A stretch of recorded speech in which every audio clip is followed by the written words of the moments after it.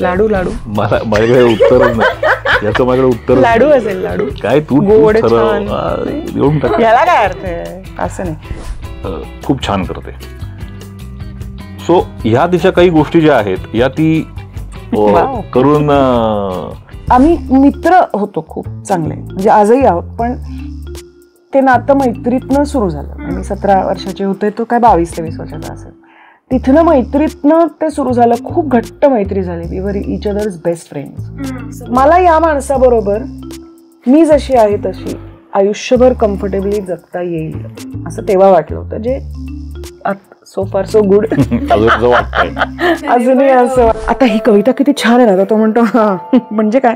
पण समजा मी असं म्हणलं की नाही यार ह्याला काय अर्थ नाही, इंटेलेक्च्युअल शेअरिंग तुझ्याशी काही करताच येत नाही, मला क्रिएटिव्ह चर्चाच करता येत नाही, म्हणून जर मी चिडले आणि मी त्याच्यावर, तर या अपेक्षांनी आपला पार्टनर दबून आणि थकून जातो. तर माझ्या सासूनी मला जे उत्तर दिलं होतं ते इतकं अमेझिंग होतं की ती म्हणली हे बघ तुम्ही आनंदात राहणं आवश्यक आहे, तुम्ही प्रयत्न करा, पण समजा तुम्हाला नसेल एकमेकांबरोबर आनंद मिळत तर तुम्ही जो काय निर्णय घ्याल आम्ही तुमच्या बरोबर आहोत. तर प्रत्येक मुलाने पुरुषाने ती गोष्ट केली पाहिजे, ती म्हणजे त्या मुलाने पुरुषाने त्याच्या किचनमध्ये काम केलं पाहिजे. म्हणजे मला आता काही जुनी कामं बघून असं वाटतं की आई गं किती आता काउंटलेस, म्हणजे आज मोजायला गेलं तर किती लोक या चळवळीशी जोडले गेलेत. आणि माझा धीर सुटला तर मी तिथे ते स्क्रिप्ट ठेवलं, मी त्याच्यावर चिठ्ठी लिहून ठेवली की माझी हिंमत होत नाही वाचून दाखवायची, तू वाच आणि मग मला फोन कर. आणि माझा स्वभाव खूप स्ट्रेस घेण्याचा आणि अँझायटी प्रोन स्वभाव माझा आहे, ओव्हर थिंकिंगचा स्वभाव आहे, अँटिसिपेशननी टेन्शन येण्याचा स्वभाव आहे, सगळं जे असायला नको ते माझं आहे.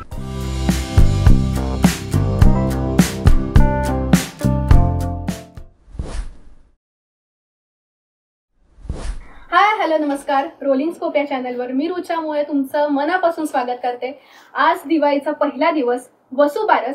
तुम्हा सगळ्यांना दिवाळीच्या खूप खूप शुभेच्छा.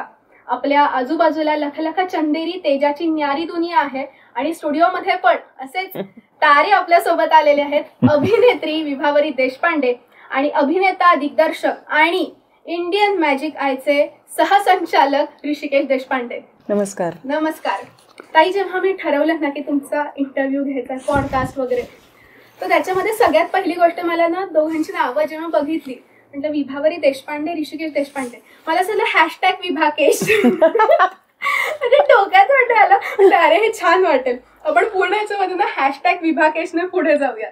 तर ते म्हणजे आमच्या वेळेला नव्हतं ना काही. 20 वर्षापूर्वी हॅशटॅग हे 25 वर्षापूर्वी नव्हते, त्यामुळे आम्हाला हे नवीन आहे. पण हे छान आहे हॅशटॅग विभाकेश, छान आहे. एक तर दिवाळीचा सगळा मौसम आहे, तर आपण सुरुवातच दिवाळीपासून करूया की दिवाळी म्हटल्यावर तुमच्या दोघांच्या नजरेसमोर नेमकं काय उभं राहतं? दिवाळी म्हणजे तुमच्यासाठी काय? कुटुंब, माणसं, मित्रमंडळी आणि शेजार पाजारचे आणि सगळ्यांनी एकत्र येऊन साजरा केलेला उत्सव आणि आनंद. सेम, म्हणजे सगळे मित्र एकत्र जमणं, सगळे नातेवाईक एकत्र जमणं, सगळी आपली जवळची, आनंदाची, आवडीची लोक एकत्र जमणं आणि त्यांनी मिळून ते 4 दिवस जे आहेत, 4 दिवस 3 दिवस जे काय आहेत ते हे आनंदात घालवणं. मग त्याच्यामध्ये त्याला ज्याला आवडते त्या प्रकारची मजा आणि त्यांनी त्या पद्धतीने तो दिवाळी साजरी करावी असं. म्हणजे खरं तर गंमत, मजा, आनंद आणि फराळ, या सगळ्याच गोष्टी आम्ही त्या पद्धतीने आमचे दिवाळीचे जर का बघितलं तर आमचं पहिल्या दिवशीचं सकाळचा ब्रेकफास्ट ठरलेला असतो. सगळ्यात आधी आमच्या बिल्डिंगमध्ये सगळे भेटतात, मग आमचे काही मित्र आम्ही ब्रेकफास्टला जातो, मग संध्याकाळी काहीतरी असतं, मग लक्ष्मीपूजनाला काहीतरी असतं. असं 4 दिवस काही ना काहीतरी ठरलेले ग्रुप आहेत ते आम्ही वर्षानुवर्ष भेटत असतो. येस, मी मगाशी म्हणाले की सहसंचालक इंडियन मॅजिक आहे, तर नाव हे का बरं आहे? कारण हे एक तर कसं आहे की खूप कॅची नाव आहे. जेव्हा मी पहिल्यांदा असं बघितलं, ऐकलं की अरे हा किती छान वाटतं ऐकायला. आणि बेसिकली काय होतं, जेवढं मला हल्ली जाणवतं की जे परदेशी लोक आहेत त्यांना सुद्धा प्रोनाऊन्सिएशनसाठी हे उत्तम आहे. कारण काही काही वेळेस असं होतं की आपण काहीतरी वेगळं नाव ठेवतो आणि वेगळंच म्हणतात, ते काहीतरी बोलतोच त्यातून निष्पन्न होतं. हे सरळ सोपं छान कसं सुचलंय हे नाव? त्याला झालं असं की आता 1998 साली खरं तर आम्ही ही कंपनी चालू केली. आम्ही तिघं मित्र होतो की ज्यांनी मी चिंतामणी वर्तक, अमित पटवर्धन आणि श्रीरंग गोडबोले हे त्यावेळेला आमचा सिनियर मित्र होता आणि तो आमच्याबरोबर कायम बॅकग्राऊंडला आम्हाला सपोर्ट करायला होता. मग आम्ही ही कंपनी चालू करायची ठरवली. तेव्हा काय करायचं म्हणजे आम्ही ज्यात काम करत होतो म्हणजे आम्ही थोडंसं इनिशियली सुरुवात केलं तेव्हा आम्ही कम्प्युटर ॲनिमेशन, ग्राफिक्स याच्यामध्ये काम करत होतो. तर मग नाव देताना काय करायचं, तर असं एक आलं की अरे आपण जे करतो ती थोडीशी जादू करतो, मॅजिक करतो. म्हणून मॅजिक हे नाव थोडंसं डोक्यात फिरत होतं. मग मॅजिक शब्द पाहिजे असा एक शब्द आला. आम्ही बसलो असताना काय करावं, मॅजिक हा शब्द आला. मग आपण भारतीय आहोत तर भारताचं काही आपण वापरू शकतो का, म्हणजे इंडिया आणू शकतो का आपण त्याच्यामध्ये, असा एक विचार आला. आणि आपण कशाकरता करतो तर हे आपल्या डोळ्याकरता म्हणजे त्यातनं आपण बघतो, ऑडिओ व्हिज्युअल आहे म्हणून एक आला. आणि असं करता असं इंडियन मॅजिक आहे असं एकदम एक जनरल माझा मित्र म्हणताना मणी म्हणाला की अरे इंडियन मॅजिक आहे असं केलं तर म्हणलं अरे छान आहे आयडिया, ही करून बघूया काय होईल. म्हणून ते इंडियन मॅजिक आहे तेव्हा आलं की भारताचा एक त्याच्यातला म्हणजे इम्पॉर्टन्स, आपण भारतीय आहोत. तो मॅजिक म्हणजे आपण जे करतो आहोत ती जादू, आणि ती बेसिकली ऑडिओ व्हिज्युअल असल्याकारणाने डोळ्यामार्फत ती लोकांपर्यंत पोहोचणार आहे. म्हणून अशा याने ते इंडियन मॅजिक असं सुरू झालं. मला नाव खूप आवडलं, खरंच आवडलं, मनापासून आवडलं की छान नाव आहे आणि कोणालाही पटकन व्यवस्थित उच्चार करता येईल असं नाव आहे. ताई, तू अभिनय क्षेत्रात खूप वर्षांपासून आहेस. जेव्हा पहिल्यांदा कॅमेरा फेस केला तेव्हाची तू आणि आजची तू, ह्यात तुला काय डिफरन्स जाणवतो? बापरे, प्रचंड. म्हणजे मी अगदी 2 वर्षापूर्वी एखादं केलेलं काम असेल तर ते आणि आज मी जे काम करू पाहते ते ह्याच्यातही फरक आहे. कारण कॅमेरा हे माध्यम असं ना, तुम्ही जेवढं काम करता तेवढं तुम्ही शिकत जाता. त्यामुळे तुम्हाला कायम कुठलीही कला, तुम्ही जो कलाकार म्हटलात तर तुम्हाला सतत तुम्हाला स्वतःला अपडेट करत राहावं लागतं. तुमची क्राफ्ट ती तर आपण करतोच, पण कॅमेरा माध्यमाचं असं होतं की लँग्वेज कॅमेराची बदलते, स्क्रीन ॲक्टिंगची लँग्वेज वर्षागणिक बदलत जाते. त्यामुळे मी पहिल्यांदा काम केलं तेव्हा मला फ्रेम, स्क्रीन काहीच कळायचं नाही. आत्ताही खूप कळत असं नाही, पण तेव्हापेक्षा 20 वर्षात 25 वर्षात मला खूप जास्त त्या माध्यमाचा अभ्यास नॅचरली झाला. देशी विदेशीचे चित्रपट बघून अभिनय शैलीतले जे वेगवेगळे बारकावे असतात किंवा ग्रोथ असते ती माझ्यामध्ये झाली आहे. आणि ती प्रत्येक प्रोजेक्ट गणिक अधिकाधिक करण्याचा प्रयत्न मी करते तेव्हा त्यात. म्हणजे मला आता काही जुनी कामं बघून असं वाटतं की आई गं असं का केलं मी. आणि मला असं वाटतं की हे आवश्यक आहे कुठल्याही कलाकाराला, त्यांनी आपल्या कामाकडे क्रिटिकली बघणं आवश्यक आहे. त्यामुळे खूपच फरक आहे. मला माध्यम जास्त जास्त कळत गेलं हे नक्की. पण हा फरक प्रत्येक क्षेत्रातच जाणवतो. म्हणजे मलाही माझे जुने इंटरव्ह्यूज बघून असं मला वाटतं की अरे का प्रश्न विचारला ना मी, काहीच इथे गरज नाही. करेक्ट. आणि ते व्हायलाच पाहिजे, नाही तर आपण प्रवाही कलाकार म्हणून प्रवाही राहत नाही किंवा कोणी म्हणून.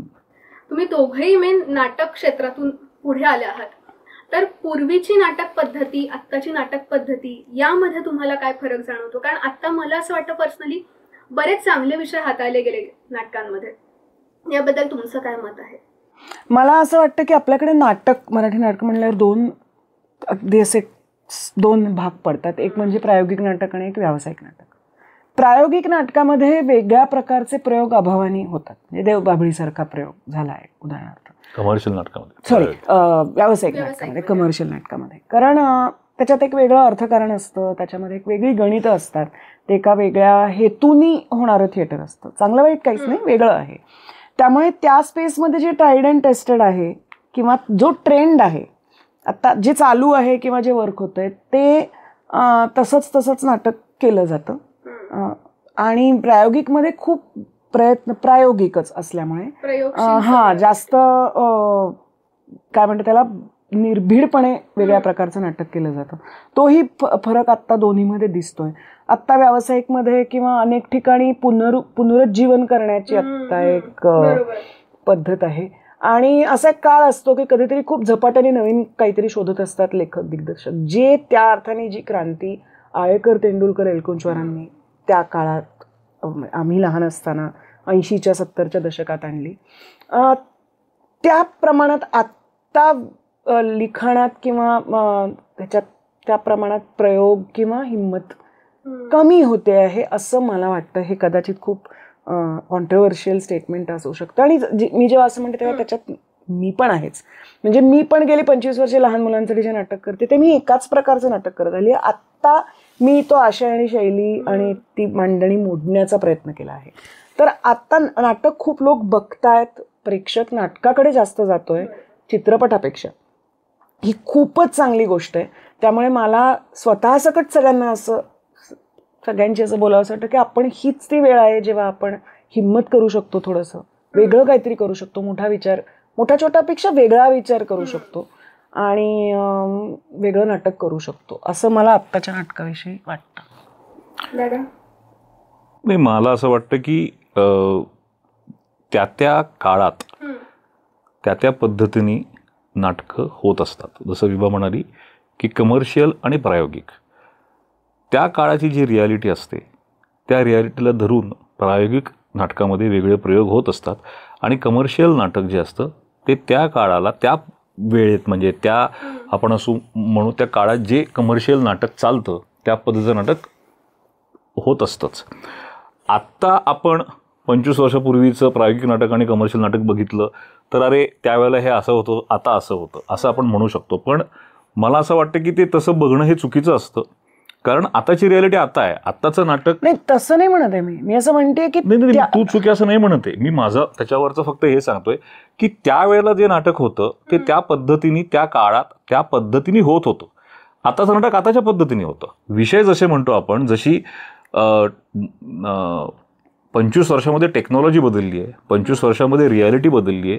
ती जशी टेक्नॉलॉजी बदलते, रियालिटी बदलते, लोकांचे विचार बदलतात, त्याच्यानुसार नाटकामध्ये त्या पद्धतीचा विचार यायला लागतो.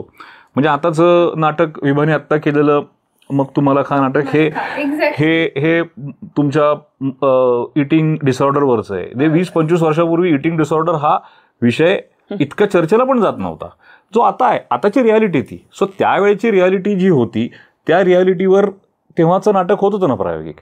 सो मला असं वाटतं की फरक सादरीकरणामध्ये किंवा ह्याच्यात नाही झालेला फार असं मला वाटतं. म्हणजे आत्ताही जी नाटकं प्रायोगिक पद्धतीने होतात लोक तसे प्रयोग करत असतात, त्यांच्या पद्धतीने प्रयोग करत असतात. विषयामध्ये आशयामध्ये फरक पडलाय, जो त्यांची जी सेन्सिटिव्हिटी आहे आत्ताची, की एखादा यंग मुलगा जर नाटक करत असेल तर त्याला जे आत्ता वाटतं त्याच्यावरच बेस तो नाटक करतो. सो मला खूप चेंज झालाय असं वाटत नाही की त्याच्यामध्ये ते ऑर्गॅनिक आहे असं मला वाटतं. त्याच पद्धतीने होतं, त्या काळानुसार होतं ते. पण यासाठी मला वाटतं ग्रिप्सची सुरुवात झाली असावी आणि ती सगळ्यात मोठी सुरुवात आहे, कारण त्याच्यामुळे वेगवेगळ्या अनेक गोष्टी बघायला मिळतात आणि आपण जे म्हणतो वैविध्यपूर्ण आहेत, लहान मुलांसाठी आहेत, तर ते सुद्धा छान वाटतं. तर ही ग्रिप्स आयडिया कशी सुचली आणि ग्रिप्समध्येच पुढे आपण नवीन काहीतरी प्रयोग करावे असं का वाटलं? सुचली ती डॉक्टर मोहन आगाशे या एका अत्यंत द्रष्ट्या कलाकाराला सुचली. म्हणजे जर्मन नाटक 60च्या दशकात जर्मनीमध्ये ग्रिप्स थिएटर सुरू झालं आणि ते त्यांनी खूप कमी काळात तिथे मूळ धरलं, कारण तोपर्यंत बालनाट्य हे पर्या, भूतखेतं, लार्जर दॅन लाईफ सेट्स, जादू ह्याच्यातच अडकलेलं होतं. आणि फॉल्कन लुडविश नावाचे जर्मन नाटककार आहेत खूप मोठे, त्यांना असं लक्षात आलं की लहान मुलांना रिलेट करता येईल, त्यांच्या रोजच्या जगण्यातले प्रश्न थिएटरच्या माध्यमातून, नाटकाच्या माध्यमातून मांडता येतील आणि त्यांना त्यांची एम्पॉवरमेंट मुलांची होऊ शकेल, कारण नाटक हे अत्यंत प्रभावी माध्यम आहे असं वाटल्यावर त्यांनी हे थिएटर सुरू केलं. आणि 80च्या दशकात डॉक्टर मोहन आगाशे जर्मनीला गेले होते त्यांच्या सायकॅट्री कॉन्फरन्सच्या निमित्ताने आणि तिथे त्यांना फॉल्कर भेटला आणि त्यांनी ते नाटक बघितलं ग्रिप्स. आणि ते बघितल्यावर त्यांना असं वाटलं की अरे हे फॅन्टॅस्टिक आहे आणि हे आपल्याकडे झालं पाहिजे आणि आपल्याकडच्या मुलांना हे नाटक मिळालं पाहिजे.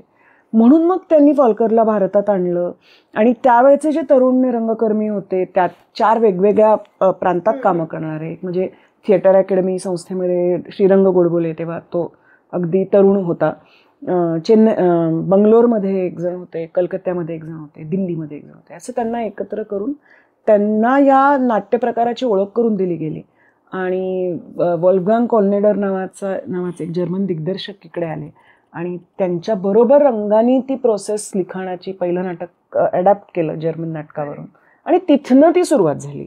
आणि ती इतकी प्रभावी आणि इतकी सुंदर नाट्य प्रकार आहे तो की तो आपल्याकडे फार पटकन, म्हणजे मी 7 वर्षाची असताना पहिलं नाटक ते पाहिलं आणि माझ्या आयुष्यावर, माझ्या कलाकार म्हणून जगण्यावर, माणूस म्हणून जगण्यावर, माझ्या जडणघडणीत ग्रिप्सची नाटकं आधी बघत असण्याचा आणि नंतर करत असण्याचा खूप मोठा वाटा आहे. आणि मग ती चळवळ सुरू झाली. त्याच्यात किती आता काउंटलेस, म्हणजे आज मोजायला गेलं तर किती लोक या चळवळीशी जोडले गेले, जे आज विविध क्षेत्रात आणि स्पेशली चित्रपट नाटक क्षेत्रामध्ये खूप काम केलेले लोक आहेत, ते सगळे ग्रिप्सशी जोडले गेले होते आणि रंगाच्याच तालमीत आम्ही सगळे तयार झालो. म्हणजे बहुतांशी पुण्यामधनं गेलेले अनेक कलाकार आहेत जे ग्रिप्सशी जोडले गेलेले त्यावेळेला, जे आता नाट्य, चित्रपट, मालिका याच्यामध्ये काम करतात ते. आणि हा 91-92 पासून मी 92 पासून त्याच्याशी जोडला गेलोय आणि मी 97-98 साली जोडले गेले. मग असं लक्षात आलं की हळूहळू झालं की 2000 साली ह्यांची इंडियन मॅजिक आई कंपनी, तर हे सगळे जण कार्यरत होतेच आणि त्या सुमारास टेलिव्हिजनवर टेलिव्हिजन आला, अल्फा मराठी आलं, ETV मराठी आलं आणि त्या जेव्हा म्हणजे टेलिव्हिजनमध्ये इंडियन मॅजिक आईने काम करायला सुरुवात केली, निर्माते म्हणून, दिग्दर्शक म्हणून रंगा काम करायला लागला आणि तो मुंबईला शिफ्ट झाला आणि त्या काळामध्ये तो, मग ते नॅचरली त्याचं एक उत्तरदायित्व मोठा शब्द आहे खूप, पण आता हे तुम्ही करा. हा, त्यामुळे मग तिथनं मी नाटक लिहायला लागले, हा दिग्दर्शित करायला लागला आणि मग तो एक दुसरी पिढी ज्याला म्हणतात तशी तयार झाली. आता तिसरी पिढी हळूहळू तयार होते, चौथी पिढी तयार होते. त्यामुळे तो फ्लो आणि त्या नाट्य पद्धतीची, त्या नाट्य प्रकाराची ताकद आहे असं मला वाटतं की 25, आता पुढच्या वर्षी 40 वर्ष पूर्ण होत आहेत ग्रिप्स, भारतीय ग्रिप्स नाट्य चळवळीला 40 वर्ष. हो, इट्स अ लॉंग टाइम. आणि ती सुद्धा प्रायोगिक रंग एक नाट्य चळवळ आहे, ज्याला कुठलाही आर्थिक म्हणजे स्टेटचं फंडिंग आहे बा किंवा एक खूप मोठं थिएटर आहे बा, असं काहीच नाही. आम्ही अर्थातच सुरुवातीच्या काळात थिएटर अकॅडमीनी ती चळवळ चालवली, नंतर अनेक वर्ष महाराष्ट्र कल्चरल सेंटर आजही ती ग्रिप्सची चळवळ करतायत. तसंच रेनबो अम्ब्रेला फाउंडेशन हे आमचं फाउंडेशन आहे, त्याच्यातर्फे आम्ही करतो. पण ह्याच्या मागे केवळ त्या नाट्य चळवळीविषयी आणि मुलांविषयी असलेलं प्रेम आम्हा सगळ्यांचंच आणि प्रेक्षकांनी आम्हाला दिलेलं प्रेम, ह्यामुळे ती चळवळ इतक्या जोमाने इतकी वर्ष चालू आहे. सुरुवातीला जेव्हा थिएटर अकॅडमी हे करत होते तेव्हा बॅकिंग होतं ना, थिएटर अकॅडमीचं स्ट्रॉंग बॅकिंग होतं. थिएटर अकॅडमीचं इनिशियल लेवलला फायनान्शियल बॅकिंग होतं, त्याच्यानंतर महाराष्ट्र कल्चरल सेंटरचं फायनान्शियल बॅकिंग होतं. कुठलीच ऍक्टिव्हिटी विदाऊट फायनान्शियल बॅकिंग होऊ शकत नाही. आणि त्या अनेक वर्ष, म्हणजे आपण असं म्हणू 86 ते म्हणजे 85ला जेव्हा पुण्यामध्ये ऍक्टिव्हिटी सुरू झाली, तिथून पहिले माझ्या मते 92-93 पर्यंत 93-94 पर्यंत थिएटर अकॅडमीकडे होती. मग नंतर कल्चरल सेंटरनी त्याच्यामध्ये पुढाकार घेतला. ते कल्चरल सेंटर आणि अकॅडमी ह्या दोघांनीही आर्थिक पाठबळ खूप चांगलं दिलं. अर्थातच मी तसं आर्थिक पाठबळ म्हणजे कशा दृष्टीने म्हणाले की स्टेट फंडेड थिएटर्स असतात उदाहरणार्थ, किंवा व्यावसायिक तत्वावर चालणारं नाटक असतं, तशी चळवळ नाही. मी त्याच्या प्रश्नाला असं सांगतोय की असं नव्हतं की आर्थिक पाठबळ नाही. हा, कोणी त्याच्यातनं पैसे कमवत नाही, कोणी पैसे घेत नाही. सगळेजण नाटक करतात, सगळेजण ती ऍक्टिव्हिटी करतात, सगळेजण ती ऍक्टिव्हिटी विना मोबदला करतात आणि त्याला नवीन नवीन नाटक करण्याकरता त्या नाटकातून येणारे पैसे आणि संस्था ऍडिशनल पैसे घालून, म्हणजे मला असं वाटतं की असं नाही आम्हाला करावं लागलं की भयंकर कुठून तरी दोन पैसे उभे करा आणि हे करा, असं नाही झालं. म्हणजे आता इतकी वर्ष महाराष्ट्र कल्चरल सेंटर ऍक्टिव्हिटी करतायत, तर शुभांगी मावशी तिने आणि तिच्या सहकाऱ्यांनी ज्या प्रमाणात काम केलं आहे ह्यासाठी, केवळ एक प्रयोग मिळवून तो प्रयोग होणं, त्याच्यातलं लॉजिस्टिक्स, त्याच्यातल्या मुलांची मॅनेजमेंट, त्यातल्या टेक्निकल मॅनेजमेंट, हे सगळं शुभांगी मावशी वर्षानुवर्ष करते. त्यामुळे ते असं नाही आहे की आम्ही उठलं आणि आम्ही करतो, त्याच्यामध्ये खूप मोठी यंत्रणा आहे. ती यंत्रणा म्हणजे ती यंत्रणा त्या नाटकावरच्या प्रेमापोटी उभी राहिलेली आहे, कुठल्याही व्यावसायिक गणितात ती न बसणारी आहे. अशा अर्थाने मी पाठबळ नाही अशा आणि काय होतं जेव्हा तुम्ही आपण असं म्हणतो ना की पैसा ही खूप महत्वाची गोष्ट आहे, पण ग्रिप्सच्या ऍक्टिव्हिटी करता पैसे हे फक्त नाटक करण्याकरता लागत होते. मग कोणीच कलाकार, त्यामुळे आम्हाला काही कलाकारांना पैसे द्यायचे नाहीये, कलाकारांचं मानधनच त्याच्यात नाही बॅकस्टेजच्या लोकांना पैसे द्यायचे नाहीत. नाटक करण्याकरता जे लागतात, आज आपल्याला आपण म्हणजे संस्थेचेच लाईट्स होते, संस्थेचीच साऊंड सिस्टीम होती, संस्थेचीच अनेक वेळा जागा असायची, त्यामुळे तो खर्चही नसायचा. त्यामुळे आमची तिकीटं सुद्धा इनिशियल बघितली तर 5 रुपये 10 रुपये, आम्ही 25 रुपये. आत्ता जरा जेव्हा आम्ही बाहेर नाटकं करायला लागलो, जेव्हा बाहेर आता आम्ही महर्षी कर्वे स्त्री शिक्षण संस्थेबरोबर नाटकं करतो, तेव्हा तिथे काही आम्हाला थिएटर ऑडिटोरियमचे पैसे भरावे लागतात, तेही आम्हाला ते कन्सेशनमध्ये देतात, म्हणजे ते पण तिथे काही कमर्शियल भाग नसतो. पण आता थोडीशी रियालिटी बदललेली आहे, टेक्निकल गोष्टींचे पैसे वाढलेले आहेत. तो आता आम्हाला कुठेतरी 100 रुपये 150 रुपये तिकीट करावं लागतं, पण त्याच्यातनं आम्ही नाटकाचा खर्चच करतो, म्हणजे त्याच्यातनं अर्थार्जन हा मुद्दाच नाही. सो त्या अर्थाने संपूर्णपणे नाटकाच्या प्रेमापोटी केलं गेलेलं आहे. हा त्याचा प्रेमापोटी इतके लोक तिथे खरं जोडले गेले आणि त्या प्रेमापोटी अनेकांना नवीन व्यासपीठ मिळालेलं आहे, म्हणजे असं म्हणायला हरकत नाही. पण मग हे काम करताना तुम्हाला काहीतरी छान अनुभव आले असतील लोकांचे, वेगवेगळ्या पद्धतीत वेगवेगळ्या तऱ्हेने. असं आता काही म्हणजे आता मी 92-93 पासून ही ऍक्टिव्हिटी करतोय, सो ऑलमोस्ट 30 वर्ष करतोय, त्यामुळे असा एक अनुभव नाही, अनेक अनुभव आहेत वेगवेगळ्या पद्धतीचे, चांगले वाईट नाही म्हणत मी, वाईट कमी आहे, चांगलेच अनुभव जास्त आहेत. आम्हाला त्याच्यातनं आनंदच जास्त मिळालेला आहे. मला म्हणजे माझ्या आठवणीत एकही वाईट अनुभव नाही, अगदी खरं सांगायचं तर मला आठवत पण नाही पटकन, किंवा लक्षात पण राहत नाही असे कारण आनंद इतका जास्त असतो, आम्हाला आनंद जास्त मिळाला त्याच्यातनं. आणि असतील तर जे कुठले आमचे प्रत्येक प्रयोगाला काही ना काहीतरी नवीन मिळतं, त्यामुळे असं एक कुठलं तरी सांगणं म्हणजे डेडिकेशन लेवल. म्हणजे मी तेव्हा नव्हते, पण म्हणजे मी लहानच होते तेव्हा, पण छान छोटे वाईट मोठे नावाच्या नाटकात एक राजेंद्र वडके नावाचे आमचे सिनियर मित्र आहे, ऍक्टर आहे, तो त्याचा पाय फ्रॅक्चर झाला आदल्या दिवशी, आणि त्या नाटकामध्ये तो एका लहान अर्थात 7-8 वर्षाच्या मुलाचं काम करायचा, आणि त्याचे सगळे सीन्स तो धावत येतो, तो जंगल जिमवर चढतो, तिकडे तो खाली डोकावर पाय करतो, म्हणजे प्रचंड फिजिकल ऍक्टिव्हिटी असलेले त्याचे सगळे सीन्स आहेत, आणि भयंकर एनर्जी असलेले सीन्स आहेत. तर आदल्याच दिवशी पाय फ्रॅक्चर झाला म्हटल्यावर प्रयोग कॅन्सल होईल की काय, करावा लागतोय की काय, इथपर्यंत ते आलं होतं.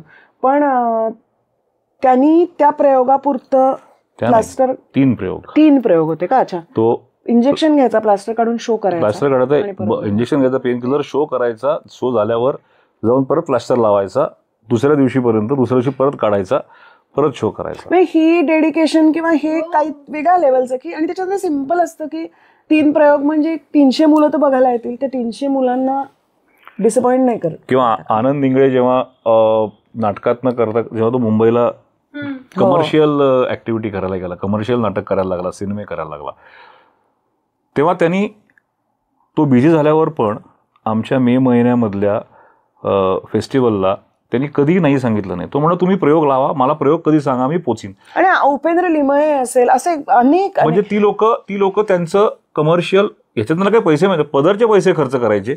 मला आठवतं संध्याकाळी 7ला प्रयोग असायचा, आनंद तिकडे त्याचं नाटक कमर्शियल नाटकाचा 3:30-4ला प्रयोग संपला की तिकडनं तडक निघायचा, संध्याकाळी 7 पर्यंत पोचायचा, येऊन ते शो करायचा, रात्री परत जायचा. उपेंद्र लिमये असेल किंवा त्यावेळेला काम करणारे अनेक लोक असतील. आत्ताही म्हणजे आत्ता मग तू मला खा नावाचं मी नाटक केलं, त्याच्यात शर्वरी नावाची आमची मैत्रीण आहे, ती काम करते.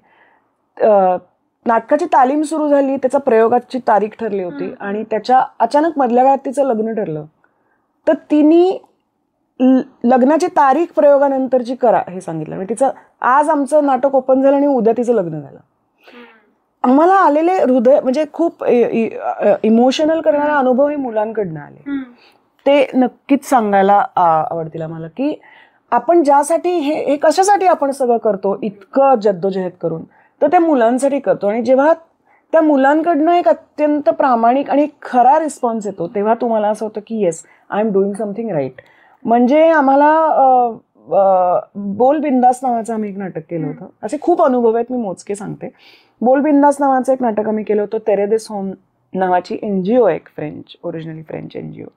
त्यांच्या इथल्या विंगनी ते केलं होतं. चाइल्ड सेक्शुअल अब्यूज विषयी अवेअरनेस क्रिएट करण्याचं ते नाटक होतं. आणि त्या नाटकामध्ये असं केलं होतं आम्ही की एक त्यांची ती it was a part of their activity, their social activity.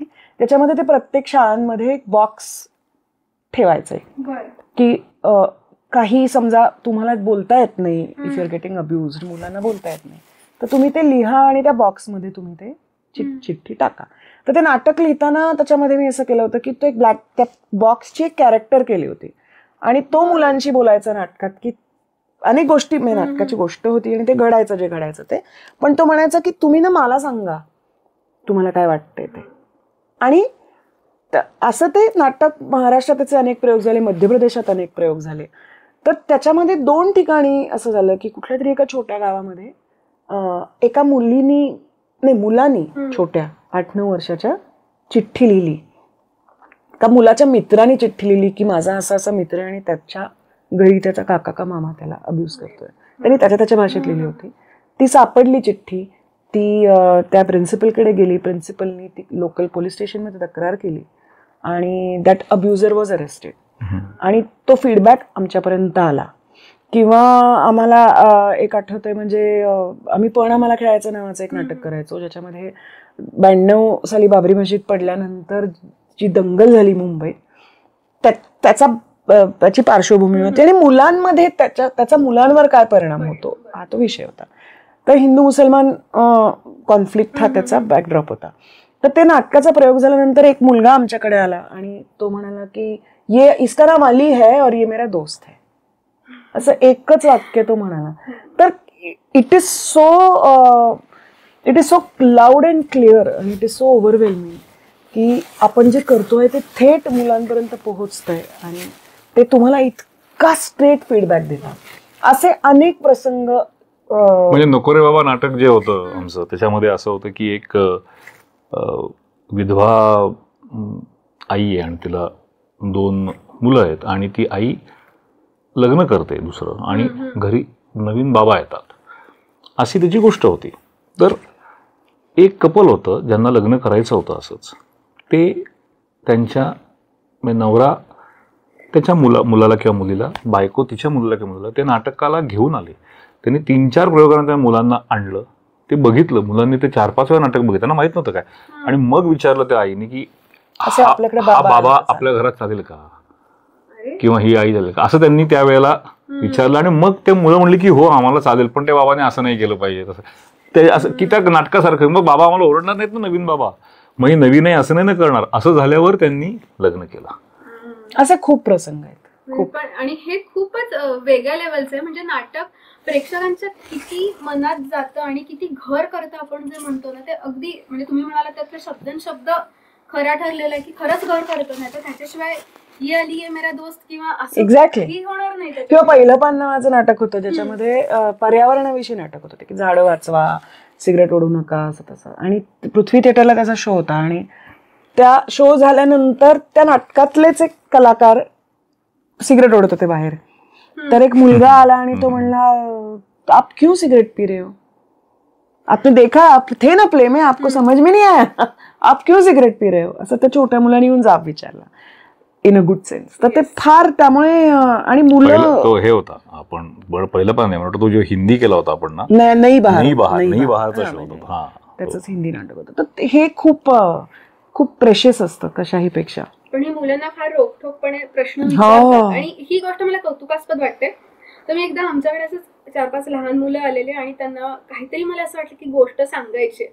So गोड खाऊ नये या गोष्टीबद्दल मी सांगायला सुरुवात केलेलं.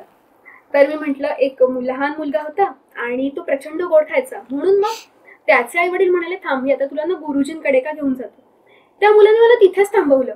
गुरुजींकडे कशाला न्यायचं, दात दुखतो ना, गोड खातो ना, डेंटिस्ट कडे. क्या बात आहे. म्हटलं मला नाही सुचलं, किती भारी आहे. मी म्हटलं जाऊ दे आपले सगळे तात्पर्य वगैरे. नाही मुलं खूप पुढे असतात आपल्या. अगदी खरं आहे. तर ही अशी सगळी मुलं आहेत. पण हे प्रेक्षकांच्या मनात तेव्हा काही घर करतं जेवढं त्या लिखाणामध्ये येतं. अर्थातच. तर तसं तुझं लेखन आहे. तर तुझ्या लेखनाबद्दल तू काय सांगशील की तुझा लेखनाचा प्रवास कसा सुरू झाला. तसा अपघाताने सुरू झाला असं आणि त्याचं श्रेय रंगाला जातं. कारण माझ्या घरात लेखक आहेत सगळे. माझी आई लेखिका होती, माझी आजी नाट्य लेखिका होती, माझे वडील काही ना काहीतरी लिहायचे, भाऊ काही ना काहीतरी लिहितो. त्यामुळे ते होतं. पण मी कधी लेखन या गोष्टीचा विचार केला नव्हता. मला भाषा माझी कायम चांगली होती, हे सगळं होतं, वाचन होतं. आणि आम्ही नाटक केलं. म्हणा मला खेळायचंय माझं पहिलं नाटक 96-97 साली. आणि त्याच्यानंतर रंगा एक नाटक मुंबईत करत होता आणि त्या नाटकात मी काम करत होते. त्या नाटकाच्या तालमींसाठी आम्ही दोघं जण मुंबई पुणे अनेकदा प्रवास करायचो. आणि अशाच एका प्रवासात मी त्याला म्हणाले की आता पुढचं नाटक कधी करणार आहेस तू, नवीन नाटक? तो म्हणला नाही मी नाही करणार नवीन नाटक. म्हटलं म्हणजे? तर तो म्हणला की आता मी केलं की किती वर्ष मी करतोय, आता कोणतरी नवीन करायला पाहिजे. म्हटलं कोण करणार तू, नाही तर नाटक लिहिणार कोण? तर तो म्हणला काय कोणी लिहू शकतं, तू लिही. तर मला असं की मी लिही नाटक? म्हणलं मला नाही येत नाटक लिहिता. तो म्हणला तुला काय माहित तुला येतं की नाही, प्रयत्न तर कर, लेट्स ट्राय. बरोबर. तर मी त्याला म्हणलं कसं लिहितात पण नाटक? तर तो म्हणला की काही नाही, कागद घ्यायचा, पेन घ्यायचं, हाताने लिहायचो कागदावर आणि कागदावर पेन ठेवून लिहायचं. तर he made it sound so simple की त्यात काय काहीतरी त्याला वाटलं असेल माझ्याकडे बघून कदाचित की ही लिहू शकेल. आणि मग त्यांनी मला एक नाटक दिलं, एका जर्मन नाटकाचं भाषांतर होतं, इंग्लिश भाषांतर. ते नाटक त्यांनी मला दिलं आणि तो म्हणला हे वाचून बघ आणि तुला जर इंटरेस्टिंग वाटलं तर याचं रूपांतर कर, स्टार्ट विथ अडॅप्टेशन. तर मी ते वाचलं आणि मस्त नाटक होतं. म्हणलं चालेल मी करून बघते, लिही म्हणला. आणि मग मी त्याचा एक अंक लिहिला. आणि हा तेव्हा आमची मैत्री होती आणि हा म्हणला की त्यालाही नाटक दिग्दर्शन, त्यांनी 1-2 नाटकं ऑलरेडी केली होती पण त्याला नाटक डिरेक्ट करायचं होतं. तर तो म्हणला की चला मग तू लिही, मी डिरेक्ट करतो. असं आमच्यात बोलणं झालं आणि मी ते लिहिलं पहिला अंक. आणि मला काहीच माहित नव्हतं आपण एक चांगलं लिहिलंय वाईट लिहिलंय, काहीच माहित नव्हतं. तर रंगा म्हणला की तू ये घरी आणि मला वाचून दाखव. मी त्याच्या घरी गेले आणि मी खूप घाबरले होते कारण अजूनही इतक्या वर्षांनी पहिलं वाचन करताना प्रचंड भीती वाटते. तर मी खूप घाबरले होते. तो म्हणला मी आलोच असं म्हणून तो काहीतरी गेला करायला आणि माझा धीर सुटला. तर मी तिथे ते स्क्रिप्ट ठेवलं, मी त्याच्यावर चिठ्ठी लिहून ठेवली की माझी हिंमत होत नाही वाचून दाखवायची, तू वाच आणि मग मला फोन कर. तेव्हा मोबाईल वगैरे पण लँडलाईन होता. आणि मी तिकडनं निघून आले, पळून आले मी त्याच्या घरनं. आणि मी घरी आले आणि मला एक 15-20 मिनिटांनी त्याचा फोन आला. तो म्हणला उत्तम लिहिलंयस, पूर्ण लिही आणि तालमी सुरू करा. इतकं ते. आणि मग ऋषिकेशनी ते बसवायला सुरुवात केली. मग आमचे खूप चांगले ऍक्टर मित्र, सुनील अभ्यंकर, त्याच्यानंतर सारंगनी पहिलं केलं का अभिजित मोनेनी केलं पाहिजे, अभिजित मोने, आमचा मित्र रुजुता देशमुख, त्यांनी ते नाटकात काम केलं. आणि ते तुफान. शशांक शेंडे होता. धमाल नाटक झालं ते. मृदुल पटवर्धन आमची मैत्रीण होती. अफलातून झालं ते नाटक. It really worked. आणि मग तिथनं असं की अरे आपण लिहू शकतो. मग मी महेश एलकुंचवार, तेव्हा सतीश आळेकर ललित कला केंद्राचे हे होते, डिरेक्टर होते. त्यांनी महेश एलकुंचवारांची कार्यशाळा आयोजित केली होती, एक्सटेन्सिव्ह 8 दिवसाची. आणि आळेकर सर, मी ललितची नाही आहे पण आळेकर सरांना खूप कौतुक, मुलगी लिहितीये, त्यामुळे ते कायमच एनकरेज करायचे. आणि आम्ही जनरल लेक्चर्सना जाऊन बसायचे, विद्यार्थिनी नसले तरी. तर आळेकरांनी मला त्या वर्कशॉपला ये असं सांगितलं. मी ते वर्कशॉप केलं एलकुंचवारांचं. आणि मग मी एकांकिका लिहिली पुरुषोत्तमची, वाटा नावाची, ज्याला पुरुषोत्तम करंडक मिळाला. आणि मग तिथनं असं एक वाटलं की आपण लेखक आहोत, म्हणजे आपण लेखक होऊ शकतो. आणि तो प्रवास चालू आहे आतापर्यंत. उत्तम लेखिका आहेस. हा वर्क इन प्रोग्रेस आहे, पण ते असतोच आपण सगळे. त्यामुळे असा हा सगळा प्रवास आहे. पण तुमच्या दोघांचा पण एक वेगळा प्रवास आहे. मला तुमच्या दोघांबद्दल आता जरा प्रश्न विचारायचे आहेत की कधी तुम्हाला दोघांना वाटलं की ही इज द परफेक्ट किंवा शी इज द परफेक्ट, हे कधी वाटलं? परफेक्ट असं काही वाटलं नव्हतं. ह्याच्यासोबत आपण आयुष्यभर राहू शकतो. तुला सांगू का, तो काळ थोडासा वेगळा होता. म्हणजे आता आमच्या नंतर सुद्धा 8-10 वर्षांनी की तुझी जनरेशन असेल किंवा आणखीन नंतरची जनरेशन असेल, त्याच्यामध्ये बऱ्याचदा एक वी आर जस्ट डेटिंग किंवा we are seeing each other अशी एक फेज असते. आणि चांगले आहे, त्यात चुकीचं काहीच नाही. मग आमच्या बाबतीत असं झालं की मी खूप लहान होते जेव्हा आम्ही भेटलो आणि आम्ही मित्र होतो खूप चांगले, म्हणजे आजही आहोत. पण ते नातं मैत्रीतनं सुरू झालं. मी 17 वर्षाचे होते, तो काय 22-23 वर्षाचा असेल. तिथनं मैत्रीतनं ते सुरू झालं. खूप घट्ट मैत्री झाली. We were each others best friends. सगळं एकमेकांना माहिती होतं.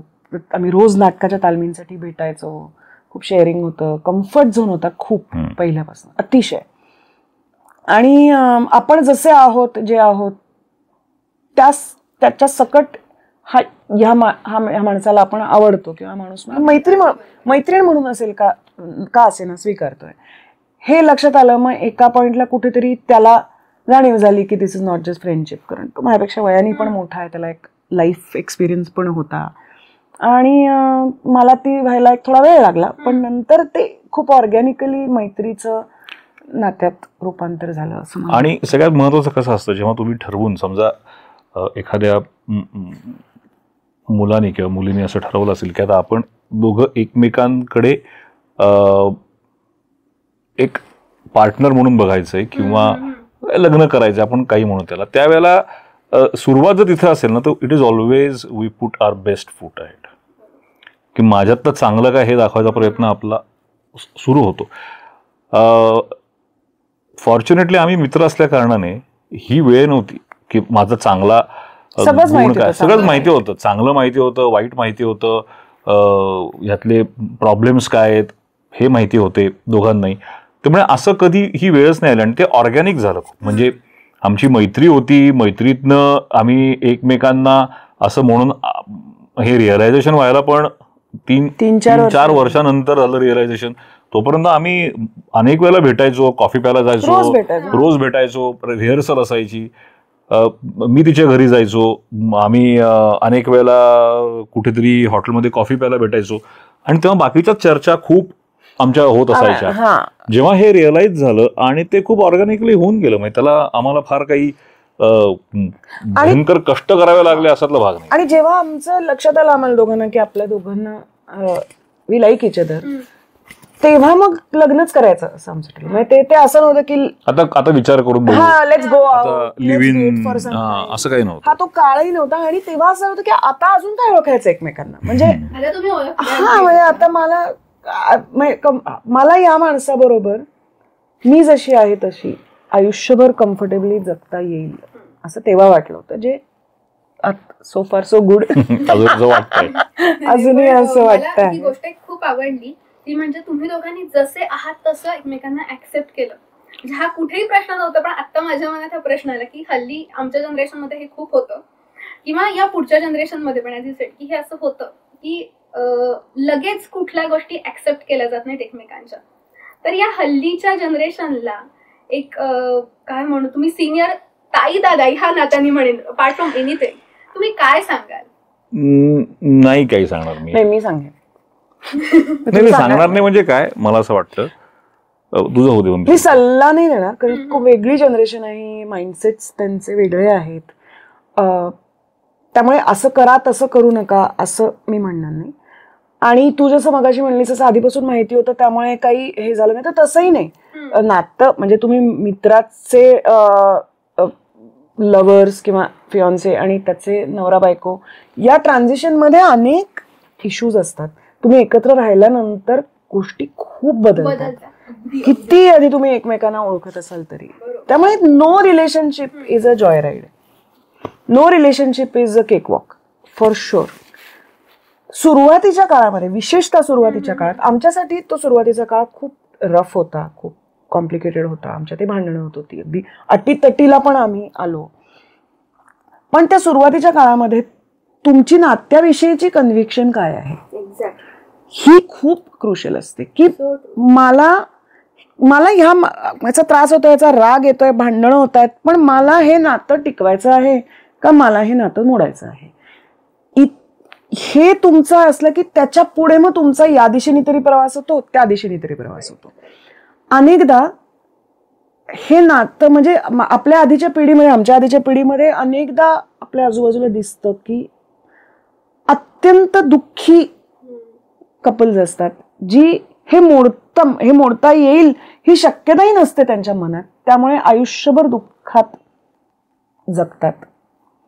कॉम्प्रोमाइजेस करावेच लागतात, पण तुम्ही स्वतःच्या आनंदाशी आणि स्वतःच्या पीस ऑफ माइंडशी आणि हार्मनीशी कॉम्प्रोमाइज कोणीही करू नये, हे माझं स्पष्ट मत आहे. कारण नाहीतर तुमच्या आयुष्याच्या पुढच्या काळामध्ये तुम्ही अत्यंत एक बिटर, जगावर चिडलेले आणि दुःखी माणूस बनून जाता. ते करायचं नाही, ते होऊ नये हे नक्की होतं. पण नवीन पिढीच्या बाबतीत मला असं वाटतं की कन्व्हिक्शन्स कमी पडतात का, नात्यामधली कन्व्हिक्शन कमी पडते का. मी तर याच मताची की समजा तुम्हाला एका पॉइंटला वाटलं की पण लग्न केलं पण नाही बाबा आपलं जमत आहे आणि नाही तर तुम्ही एकत्र राहू नका. पण आता आपलं जमत नाही आहे किंवा शक्य नाही आपल्याला एकमेकांबरोबर राहणं, या निर्णयापर्यंत तुम्ही कसे येता, त्या मधल्या काळाला तुम्ही किती काळ प्रयत्न करता, तुमची दृष्टी काय, तुमचा एफर्ट काय आहे, तुमची कन्व्हिक्शन नात्यातली काय, इंटिग्रिटी नात्यातली काय आहे, या सगळ्या गोष्टी प्रत्येक माणसाने आपल्या आपल्या तपासून पाहाव्या नात्यातल्या. हे मला निश्चित वाटतं. कारण आता कसं होतं, मी खूप लहानपणी लग्न केलं, मी 22व्या वर्षी लग्न केलं. तुम्ही लहान असता तेव्हा तुम्ही अजूनही खूप मॅलिएबल असता, तुम्ही जुळवून घेऊ शकता, तुमच्या आयडियाज खूप स्ट्रॉंग नसतात. म्हणजे 22व्या वर्षी लग्न करा तर नाही. आम्ही आमच्या मुलीला सांगतो की घाईघाईने लहानपणी लग्न करू नकोस. It work for us, it may not work for you. त्यामुळे तुम्ही यू टेक युअर टाइम. तुम्ही माणूस म्हणून कोण आहात ते शोधा, तुम्ही स्वतंत्र व्हा, तुम्ही फायनान्शियली इंडिपेंडेंट व्हा आणि हे करा. पण तुम्ही जसे मोठे मोठे मोठे होत जाता तशा तुमच्या स्वतःविषयीच्या, आयुष्याविषयीच्या, सासू सासऱ्यांविषयीच्या, मॅरेज या संकल्पनेविषयीच्या सगळ्या कल्पना अधिकाधिक दृढ होत जातात, रिजिड होत जातात. आणि मग ऍडजस्ट करणं हे खूप अवघड. ही आजच्या काळाची रियालिटी आहे. त्यामुळे मी त्यांना सल्ला नाही देणार काही. मी एवढं म्हणेन की तुम्ही हे नातं तोडून दुसरं नातं जेव्हा निर्माण कराल जरूर करा, पण तेही अत्यंत परफेक्ट असेल, त्यात तुम्हाला काहीच कॉन्फ्लिक्ट येणार नाही, तुम्हाला हवं तसं सगळं होईल, ही अपेक्षा आणि आशा ठेवून जाऊच नका. तिथे हीच कन्व्हिक्शन घेऊन जा की नातं मग आम्हाला वर्क करायचं आहे, की द विजन क्लिअर. एवढंच मी म्हणेन. काही करून एकमेकांबरोबर राहा, डिवोर्स देऊ नका असं मला अजिबात म्हणणं नाही. कारण फायनली आम्ही दोघं नेहमी हेच म्हणतो की end of the day harmony, शांतता, ह्याच्या इतकं महत्वाचं काही नाही. आज आपण बाहेर इतकं स्ट्रेसफुल आयुष्य आहे, कॉम्पिटिशन आहे, प्रत्येक क्षेत्रामध्ये असुरक्षितता आहे, पैशाचे प्रॉब्लेम्स आहेत, इन्फ्रास्ट्रक्चरल प्रॉब्लेम्स आहेत, शांत आयुष्य राहिलेलं नाही. आपलं आयुष्यच एवढं स्ट्रेसफुल आहे. तर निदान जेव्हा तुम्ही घरी येता तुमच्या कुटुंबाकडे, तुमच्या पार्टनरकडे, तेव्हा तिथे तुमच्याकडे हार्मनी असणं आवश्यक आहे. कारण तिथनं तुम्ही ऑफिसमधनं चिडून घरी येऊ शकता, तुम्ही रस्ते कुठेतरी चाललाय, कंटाळा, ट्रॅफिक जॅम आहे म्हणून घरी येऊ शकता, तुम्ही घरनं नाही कुठे जाऊ शकत. घर is where you come back to. त्यामुळे तुमच्या नात्यात, प्रत्येक नात्यात, सासू सासऱ्यांबरोबरचं असेल, पार्टनर बरोबर, मुलांबरोबरचं असेल, ती हार्मनी तुम्ही शोधा. ती हार्मनी तुम्हाला एखाद्याला एकटं राहून मिळत असेल, उत्तम आहे. त्यामुळे ती शोधणं आवश्यक आहे. आणि त्यासाठी माझी हार्मनी कशात आहे, माझा आनंद कशात आहे, हे कशात आहे. आणखी एक गोष्ट मला सांगावीशी वाटते की अनेकदा लग्नामध्ये ना आपण आपल्या पार्टनरकडनं आपल्या सगळ्या अपेक्षा त्या एका व्यक्तीवर लादत असतो. की तो माझा फायनान्शियली पण सपोर्टर असला पाहिजे, तो माझा चिअर लीडर पण असला पाहिजे, तो रोमॅन्टिक पण भयंकर असला पाहिजे, तो इंटेलेक्च्युअली पण, म्हणजे मी बाबा बोरकरांची कविता वाचली तर त्याला पण ती पण कळली पाहिजे, मी सार्त्र वाचला तर, किंवा मी क्रिकेट खेळतो तर हिला पण क्रिकेट मॅच तेवढीच आवडली पाहिजे, किंवा मी रेसिंग तर इट इज नॉट पॉसिबल. म्हणजे आमच्या दोघांच्या बाबतीत अशक्य. आमच्या दोघांच्या बाबतीत तू म्हणशील तर समजा त्याला 10 गोष्टी आवडतात आणि मला 10 गोष्टी आवडतात माणूस म्हणून, तर एकच गोष्ट आमची कॉमन आहे की 2 गोष्टी कॉमन असतील, बाकी सगळं भिन्न आहे. आमच्या हॉबीज वेगळ्या आहेत, आमच्या आवडीनिवडी वेगळ्या आहेत, आमच्या सोशलायझेशनच्या संकल्पना वेगळ्या आहेत. तो सतत मित्रांमध्ये, लोकांमध्ये रमणार आहे. I am that way quite isolated. का आमच्यामध्ये 2 अत्यंत स्ट्रॉंग एलिमेंट आहेत. ते म्हणजे आम्हाला उत्तम सिनेमे आणि कॉन्टेंट बघायला आवडतो, ते आम्ही दोघं खूप स्ट्रॉंगली शेअर करतो. आणि आम्ही दोघं फूड, आमची टेस्ट खूप सारखी आहे. आता मी व्हेजिटेरियन झाली आहे त्यामुळे त्याला प्रॉब्लेम येतो, पण generally we are foodies. Otherwise माझ्या आवडी, मी प्रवास करणारी आहे, मी वाचणारी आहे, मी तो वाचतो पण किंवा मी म्युझिकवाली आहे, मी कवितावाली आहे, मी फिलॉसॉफी वाचते, तो पॉलिटिक्समध्ये स्ट्रॉंग आहे. पण मी जर सगळ्या अपेक्षा त्याच्याकडनं केल्या की मी आता ही कविता किती छान आहे ना, तर तो म्हणतो हा म्हणजे काय. पण समजा मी असं म्हणलं की नाही यार ह्याला काय अर्थ नाही, इंटलेक्च्युअल शेअरिंग तुझ्याशी काही करताच येत नाही मला, क्रिएटिव्ह चर्चाच करता येत नाही, म्हणून जर मी चिडले आणि मी त्याच्यावर, तर या अपेक्षांनी आपला पार्टनर दबून आणि थकून जातो. त्यापेक्षा लेट हिम बी. दुसरं मला त्याच्यात एक असं ऍड करायचं आहे की कुठल्याही म्हणजे नवीन पिढी असं मी काही म्हणत नाही की मी त्यांना सल्ला देणं असं काही पोझिशनला मी नाही आहे. पण मला काय वाटतं की कुठलीही गोष्ट जसं म्हणतात तोडणं खूप सोपं आहे, जोडणं खूप अवघड असतं. ह्याच आपण दृष्टीने पाहिलं तर जेव्हा तुम्ही एखादी गोष्ट तोडत असता तेव्हा ती तोडताना तुम्ही त्याचा विचार जर का केला की याच्यामध्ये खरंच ही तुटणं गरजेचं आहे, मग ही तेवढी टॉक्सिक झालेलं आहे का, हे का माझा इगो आहे का, हे आय एम सॅटिस्फाईंग मायसेल्फ. मला आत्ता वाटलं, म्हणजे आता कसं झालंय की गेल्या 15-20 वर्षामध्ये जेव्हा आपल्याकडे जसं जसं नवीन नवीन टेक्नॉलॉजिकल इव्होल्युशन्स होत आहेत, नवीन शोध लागत आहेत, कम्युनिकेशन आणि गोष्टी बदलायला लागल्या आहेत, व्हॉट्सॲप आणि याच्यामुळे इंस्टाग्राम फेसबुकमुळे रियालिटी ही खूप वेगळी झाली. एक अख्खं सोशल लाईफ तयार झालं, एक आभासी जग निर्माण झालेलं आहे. आणि काय ना, लोकांना मी फोटो टाकल्यावर मला लाईक्स किती आल्या आणि कमेंट्स किती आल्या आणि इमिजिएट मला काय त्याच्यावरचं ग्रॅटिफिकेशन आहे हे जेव्हा यायला लागतं आणि हे जेव्हा तुमच्या रोजच्या जीवनाचा भाग होतं, ते तुम्हाला नकळत तुमच्या एक सिस्टीमचा भाग व्हायला लागतं. आणि मग तो सिस्टीमचा भाग तुमचा त्या आभासी जगातला तुमच्या रिअल लाईफमध्ये कधी येतो हे तुम्हाला समजत नाही. आणि मग तुमच्या दोघांमध्ये मी हे केलं याच्यावर रिॲक्शन कशी, करेक्ट, कधी कधी ती रिॲक्शन नसतेच ना तिथे द्यायची. पण ते तुमचं जर का विचार त्या पद्धतीने व्हायला लागला आणि मग त्याच्यामध्ये असं वाटायला लागतं की अरे हे काहीतरी चुकतंय का, तर तसं नसतं. अनेक वेळेला तुम्ही त्याचा विचार शांतपणे करून याच्यामध्ये काय खरं आहे काय खोटं आहे हे बघायला पाहिजे. आणि म्हणजे जसं ही म्हणाली तसं की जर का एखादी रिलेशनशिप ही खरंच टॉक्सिक असेल तर ती टॉक्सिक रिलेशन घेऊन जगण्यापेक्षा वेगळं होणं कधी पण चांगलं. पण ती खरंच आहे का ह्या पॉइंटला तुम्ही जाताना ना, आणि ती असेल तर त्यात माझा पार्टिसिपेशन, आणि दुसरं आता मी पण जबाबदार आहे त्याला. आणि त्याच्यात सगळ्यात महत्वाचं अजून एक असं असतं ना की तुम्ही असं म्हणतात ना की तुम्हाला स्वतःला एकदा आरशामध्ये म्हणजे see your self naked in the mirror. म्हणजे काय तर तुम्ही तुमचं स्वतःला एकदा पारखून बघा, ऑब्जेक्टिव्ह बघा की बाबा मी परफेक्ट आहे का. If I am not perfect आणि माझ्या अपेक्षा मात्र परफेक्शनच्या असतील तर हे चुकीचं आहे. ऍडजस्टमेंट ज्याला आपण म्हणतो ना की आपण मी ऍडजस्ट केलं पण म्हणजे काय, म्हणजे तू त्याग करतो ऍडजस्ट करतो अशातला भाग नसतो.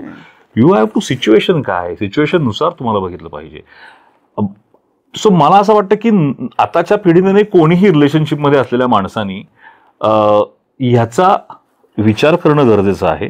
आणि तो जर विचार ते करू शकले ना तर अनेक वेळा असं लक्षात येतं की अरे we can sail through this rough period, आपण सहज जाऊ शकतो आणि नंतर आपल्याला एक हे सापडू शकतं, असं सुद्धा होऊ शकतं. म्हणजे आम्ही नेहमी म्हणतो अनेकदा आपल्या आजूबाजूच्या रिलेशनशिप्स बघून जज करणं म्हणून नाही, आपण एक आपल्या चर्चा करतो ना की तुमची या संस्थेकडनं, मॅरेज या संस्थेकडनं किंवा तुमच्या नात्याकडनं तुमच्या नक्की अपेक्षा काय, त्या अवास्तव आहेत का, त्या आवाजवी आहेत का, त्या अनावश्यक आहेत का, हा पण विचार करणं. जे मी ह्याच्या बाबतीत नेहमी किंवा ह्याच्यात म्हणजे एक फक्त सॉरी मी ऍड करतो, काय मला एक जाणवतं माहितीये का की तो थोडासा ना गेल्या 50 वर्षातला एक हळूहळू चेंज होत जो गेला आहे. म्हणजे जसे जितके आपण मॉडर्न आपण ज्याला कोट अनकोट जसं म्हणतो की जसं भारताचा हळूहळू अमेरिका व्हायला लागला असं ते लोक म्हणतात, ते व्हायला लागल्यानंतर मला असं वाटतं लग्न जे होतं ना हे लग्न कधी दोन माणसांचं होत नाही. लग्न हे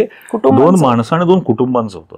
सो तुम्ही फक्त मी हिच्याशी लग्न नसतं केलं तर मी हिच्या बरोबरीने हिच्या कुटुंबाशी लग्न केलं. मी जेव्हा एखादी गोष्ट तोडतो किंवा मी असं म्हणतो नाही तेव्हा मी ते ही नाही तर मी ते सगळं. सो माझं तिच्या आई वडिलांशी एक रिलेशन तयार झालं असतं, तिच्या भावाशी तयार झालं असतं, तिच्या एक्सटेंडेड फॅमिलीशी रिलेशन तयार होतं, तसंच तिचं तयार होतं. जेव्हा आपण कुठली गोष्ट ती ब्रेक करत असतो त्यावेळेला या सगळ्याचा विचार त्याचं प्रेशर पण नाही घेतलं पाहिजे. म्हणजे अनेकदा आमच्या सुरुवातीच्या काळात जेव्हा भांडणं व्हायची खूप, तेव्हा मी याच्या आईशी बोलायचे जाऊन जास्त.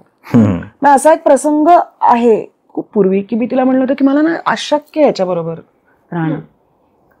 तर माझ्या सासूनी मला जे उत्तर दिलं होतं ते इतकं अमेझिंग होतं की ती म्हणली, हे बघ, तुम्ही आनंदात राहणं आवश्यक आहे, तुम्ही प्रयत्न करा, पण समजा तुम्हाला नसेल एकमेकांबरोबर आनंदमय तर तुम्ही जो काय निर्णय घ्याल आम्ही तुमच्या बरोबर आहोत. हे उत्तर एखाद्या आय वॉज व्हेरी यंग, एका सुनेला सासूनी सांगणं त्या मुलीसाठी तो केवढा मोठा मानसिक आधार आहे. तर ते जे तो म्हणतो आहे ते दोन्ही पक्षी असतं की तू कुटुंब जेव्हा तुम्हाला एक माणूस म्हणून स्वीकारतं की आता जावई म्हणून मुलगा, माझा भाऊ, सख्खा भाऊ अमेरिकेत असतो अनेक वर्ष तिकडे, आमचं लग्न झालं त्याच्या आधीपासून. तर माझ्या आई वडिलांनी याच्याकडे खरोखर मुलगा म्हणूनच पाहिलंय. आणि हे क्लिशे वाटेल की माझी सासू आणि सासू सासरे माझ्याकडे मुलगी म्हणून बघतात, तर ते ही माझी मुलगीच आहे हा असं ते म्हणण्यापुरतं नाहीये. It is very honest. जे नियम ह्यांना लागू आहेत, ह्याला आणि ह्याच्या भावाला, ते नियम नाहीच आहेत म्हणजे. पण ज्या अपेक्षा ह्यांच्याकडनं त्याच आमच्याकडनं आहेत, किंवा जशा ह्यांच्याकडनं नाही आहेत तशाच आमच्याकडनं नाही आहेत. तर मला असं वाटतं की आजच्या काळात एक्सटेंडेड कुटुंबानी, सासू सासरी वगैरे या आजूबाजूच्या लोकांनी पण बदललेली समाजरचना, जे तो म्हणला की 50 वर्षापेक्षा खूप वेगळं रोल प्लेइंग बदललंय. पूर्वी बायकोनी घर सांभाळायचं आणि नवऱ्यानी कमवून आणायचं आणि he is the boss of the house, हे बदललंय आता. It is changing. आणि त्या बदलाला त्या मुलीनी, त्या मुलांनी आणि दोघांच्या आई वडिलांनी आणि त्यांच्या लग्नावर परिणाम करणाऱ्या सगळ्या फॅक्टर्सनी ते जाणून घेणं आवश्यक आहे, जे मला एक भान असणं आवश्यक. मला एक गोष्ट आवड म्हणून मला जी आवडते ना ती मी करतो, जी मी आवड म्हणून करायला लागलो. पण मला असं वाटतं प्रत्येक मुलांनी आणि पुरुषाने ती गोष्ट केली पाहिजे, ती म्हणजे त्या मुलाने पुरुषाने त्याच्या किचनमध्ये काम केलं पाहिजे. अगदी. मला आवड आहे फूड, म्हणजे मला बनवायला आवडतं म्हणून मी ते करतो. पण जेव्हा तुम्ही ते करता ना, तुम्ही जेव्हा त्याच्यामध्ये जर काम करायला लागलात तर तुम्हाला घरामध्ये मीठ कुठे ठेवल्यापासून, मसाले कुठे ठेवल्यापासून जेव्हा तुम्हाला गोष्टी माहिती व्हायला सुरुवात होतात ना, तेव्हा तुमच्या ना अनेक गोष्टी आपोआप क्लिअर व्हायला लागतात. तुम्हाला ना त्या म्हणजे एक साधी गोष्ट असते, आपण जर का संध्याकाळी कामावरनं घरी आलो आणि आपली बायकोही काम करणार, आपण घेऊन आपल्याला जर का समोर खायला मिळालं तर उद्या समजा मी ते करणार असेल तर मी विचार केला आज काय खायला करायचं, हा प्रश्नच मला पडत नसेल आणि मला सरळ खायला येत असेल तर त्या आज खायला काय करायचं आणि ते खायला काय करायचं ह्याच्याकरता काय विचार करावा लागतो, किती वेळ द्यावा लागतो, हा जर का मला माहितीच नसेल तर त्याच्यामधला स्ट्रगल आणि त्याच्यामधला काय म्हणून एफर्टही मला कळत नाही. पण जेव्हा मी हा प्रश्न आज विचारेन की आज काय करायचंय जेवायला, तेव्हा तुझ्या कामातनं, महत्त्वाच्या कामातनं तुला एक 10 मिनिटं वेळ काढून त्याचा विचार करावा लागतो. आणि it is really very important thing. हे जेव्हा तुम्ही तुमच्या किचनमध्ये काम करता ना, तेव्हा तुम्हाला गोष्टी कळायला लागतात. तेव्हा तुम्हाला तुमच्या आईकडे पण वेगळ्या पद्धतीने बघता, तुमच्या बायकोकडे वेगळ्या पद्धतीने बघता, तुम्ही सगळ्याच लोकांकडे वेगळ्या पद्धतीने बघायला लागता. आणि हे जर का मी मी मी मी मुलगा म्हणून सांगतोय त्या याने, जर का जी तरुण मुलं आहेत आजची, त्या सगळ्यांना माझं म्हणणं आहे की तुम्ही तुम्हाला तुमच्या यू शुड बी इंडिपेंडंट. तुम्हाला काम करत आणि स्वतःसाठी असं माझं म्हणणं नाही, तुम्हाला आलं पाहिजे. पेशन्स पाहिजे थोडा सुरुवातीच्या काळात. नातं तुमचं लग्न एक मुरेपर्यंत तुम्हाला पेशन्स पाहिजे की ठीक आहे आता नाही होते होईल. आणि you have to build a marriage brick by brick. तर ते ब्रिक बाय ब्रिक बिल्ड करण्यासाठी तुम्हाला वेळ द्यायला लागतो, तुम्हाला पेशन्स ठेवायला लागतो, तुम्हाला कंपॅशन असली पाहिजे, तुम्हाला माफ करण्याची हे असली पाहिजे. आणि ह्या सगळं आम्हाला फार मस्त जमलंय असं नाही. अजून एक भाग असा आहे ना त्याच्यातला, अजून एक भाग आहे ना, या सगळ्याच्या पलीकडे तुमचं नातं जर एका विश्वासावर उभं असेल ना, तुम्हाला विश्वास म्हणजे मी काय म्हणतो, तुम्हाला तुमच्या पार्टनरबद्दल रिस्पेक्ट असलाच पाहिजे आणि तुम्ही रिस्पेक्ट दिलाच पाहिजे. तुम्ही त्याच्या व्यतिरिक्त म्हणजे तुम्ही बाकी 4 गोष्टी कमी असतील ना, पण तुम्ही जर तुम्हाला रिस्पेक्ट देणार नसाल ना, तर मग गडबड सुरू होते. रिस्पेक्ट हा असलाच पाहिजे. बायको म्हणून, स्त्री म्हणून तुमच्या बायकोचा रिस्पेक्ट केलाच पाहिजे, तिने तुमचा नवरा म्हणून केला पाहिजे, म्हणजे रिस्पेक्ट केला पाहिजे. म्हणजे काय ते प्रत्येक कपलने ठरवावं. पण माझं म्हणणं माणूस म्हणून त्याचा रिस्पेक्ट. आणि तो रिस्पेक्ट कधी टेस्ट होतो जेव्हा माझं एक मत आहे आणि त्याच्या 180 डिग्रीज विरुद्ध त्याचं मत आहे. हे असताना जेव्हा मला रिस्पेक्ट तो ठेवता येतो तो खरा. मला वाटतं तेच त्याला वाटतं हा बरोबर असंच होणार ते. तुम्ही यू शुड रिस्पेक्ट. तुम्हाला हे म्हणता आलं पाहिजे okay, I respect your opinion, I agree to disagree, but I respect your opinion. आणि मला ती स्पेस पाहिजे की हो, हा माणूस म्हणालाय, त्याचं हे मत आहे, मला नाही पटलं तरी ते तितकंच महत्वाचं आहे. आय कॅनॉट जस्ट से नाही तुझं बरोबर, मला हे पटत नाही म्हणजे ते चूक आहे, असं नसतं का? आणि हे का पुरुषांनी जास्त करणं आवश्यक आहे, कारण आमची पिढी एका कन्व्हेन्शनल पेट्रियार्कल पिढीत बघत बघत मोठी झालेली आहे. त्यांना हेच माहितीये की घरातले निर्णय पुरुषच घेतो. म्हणजे माझ्या लहानपणी अशा पण माझ्या मैत्रिणी होत्या की आज माझ्याकडे रात्री झोपायला येतेस का असं विचारल्यावर तो निर्णय घेण्याची, म्हणजे तो प्रश्न वडिलांना विचारला जायचा की जाऊ दे का हिला, आणि वडील म्हणले की that's the top most authority. ते वाईट आहे असं माझं म्हणणं नाहीये, पण ते आता नाहीये तसं. आता स्त्रीचं समाजातलं आणि कुटुंबातलं स्थान ते नाहीये, ते बदललंय. तर त्याचं भान ठेवायला पाहिजे. पण खूप एका प्रश्नावर बोललोय असं नाही, पण हे खूप छान आहे. आणि मी एक गोष्ट फार अप्रिशिएट करते, तुम्हाला असं वाटतं तुम्ही दोघं उत्तम काउन्सिलर होऊ शकता. अरे बापरे, नाही म्हणजे नाही ग बाई. नाही, कारण काय आहे की ह्या गोष्टी कोणीतरी ना, म्हणजे माझ्या वयाचं कोणीतरी, तर मला माझ्या एका वयाच्या कुठल्या तरी व्यक्तीने सांगणं तर म्हणजे जास्त व्यवस्थित ऐकणार, किंवा हे प्रत्येकाच्या बाबतीत होतं. त्यामुळे तुम्ही सांगताना कदाचित माझ्या वयाचे अनेक लोक होतील याच्याशी, हो हे बोलतात नवीन काहीतरी. It's a very skilled job. आणि पण हे मला छान वाटतं की ह्या विषयांवर बोललं पाहिजे, बोललं निश्चित पाहिजे. संवाद आमच्या बाबतीत एक ना की आम्ही खूप संवाद आमच्यामध्ये खूप पहिल्यापासून होता, तो आजही आहे. मग मी रोज सकाळी over a cup of coffee, मी जिमला एकत्र जातो, 1-1.5-2 तास आम्ही बोलतो, कशावरही बोलतो. आणि तीच आता पॅटर्न माझ्या मुलीच्या बाबतीत, आम्ही तिघं मग पॉलिटिक्स असेल, काय वाटेल ते, सिनेमे असतील, खूप बोलता आलं पाहिजे तुम्हाला. म्हणजे आमच्यामध्ये इतक्या वर्षात कोल्ड वॉर की बोल, म्हणजे that is something I cannot imagine. असं काय झालं कधीच झालेलं नाही. भांडण झालं, रात्री भांडण झालं, सकाळी उठल्यानंतर ते कॅरी नाही करायचं. आणि जेन्युइनली म्हणजे काहीतरी सप्रेस करत फुरंगटत असं नाही. We resolve everything, we go to bed with a resolve fight. आणि ती खूप महत्वाची गोष्ट आहे. मला या गप्पांवरून एक आठवलं, जेव्हा माझं अगदी आता लग्नाचं सगळं सुरू होतं तेव्हा मी काही कार्यक्रम करत होते आणि तेव्हा सलील कुलकर्णींशी माझं कायम बोलणं व्हायचं. ते म्हणे मी तुला एकच गोष्ट सांगतो की ज्या मुलाशी तुला गप्पा मारता येत आहे, म्हणजे तू ड्रायव्हिंगला निघाले, तुम्ही दोघं ड्राईव्ह करताय काहीतरी, आणि 6-7 तासांचा प्रवास भांडण न करता गप्पा मारत तुम्ही जाऊ शकता, अगदी खरं, मग तुम्ही लग्न करा, हरकत नाही. आणि ती गोष्ट मी खूप लक्षात ठेवली, प्रचंड लक्षात ठेवली. कारण जेव्हा काही काही मुलांची स्थळं आली ना, अशी सो कॉल, हा काय करतेस, मी बाहेर निघाले, हा मी पण बाहेर निघतो, उद्या बोलू, ओके बाय. म्हटलं मी नाही करणार यार अशा मुलाशी लग्न, 2 मिनिटात बोलणं संभवते, सॉरी. तर हे अशा पद्धतीने आउट होतं. आपल्या बोलण्यातून एक मगाशी खूप महत्वाचा विषय आला, तो म्हणजे खाणं, कुकिंग. तुम्हाला दोघांना एकमेकांच्या हातचे कोणते पदार्थ आहेत जे प्रचंड आवडतात?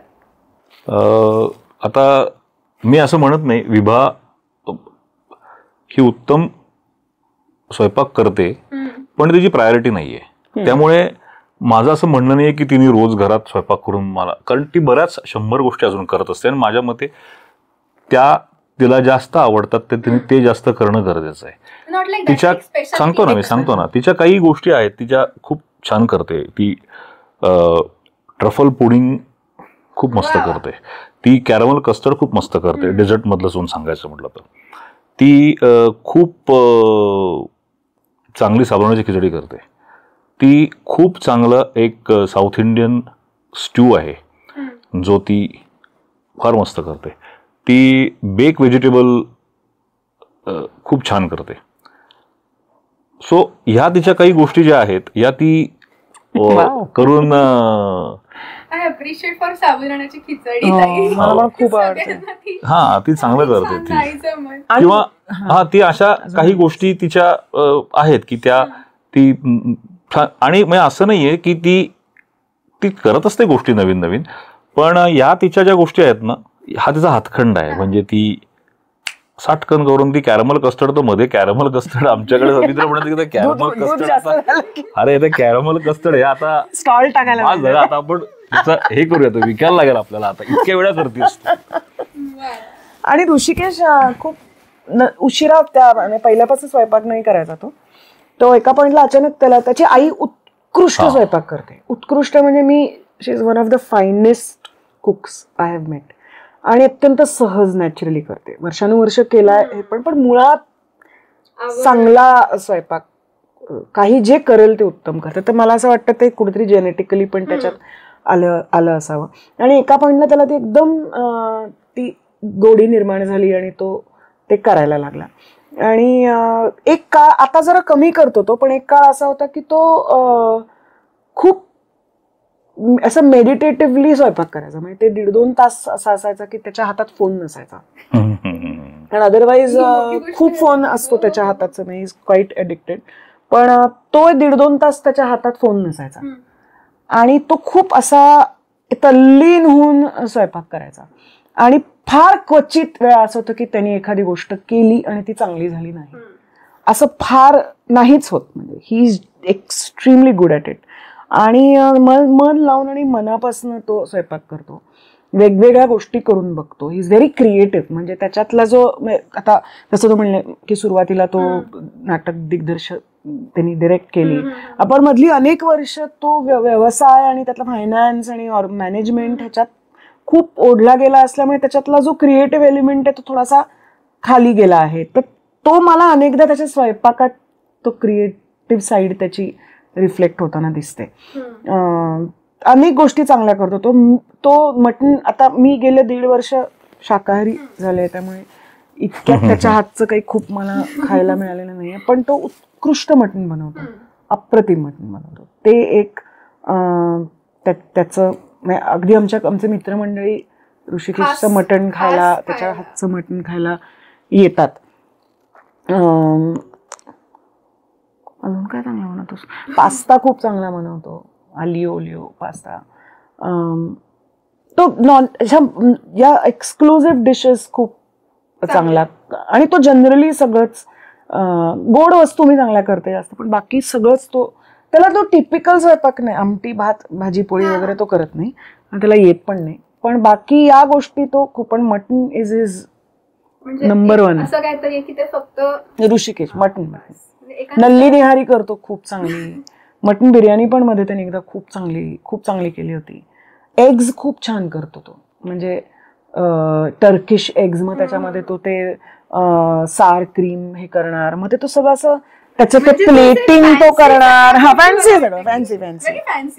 सगळं असतं. म्हणजे I am not so much, पण ही इज त्याचं प्लेटिंग तसं करणार खूप चांगलं, शेफ स्टाईल काहीतरी. हा ते तो करणार आणि ते तो खूप मनापासून आणि खूप छान करतो. म्हणतेस ना मनापासून, जेव्हा एखादी व्यक्ती मनापासून कोणतीही गोष्ट करत असते तेव्हा बघणं सुद्धा आपल्याला छान वाटतं. हो अगदी मध्ये एकदा मी त्याला असं किंवा अगदी कुकिंग असो काहीही असो करेक्ट मनापासून करणार ते तो करतो.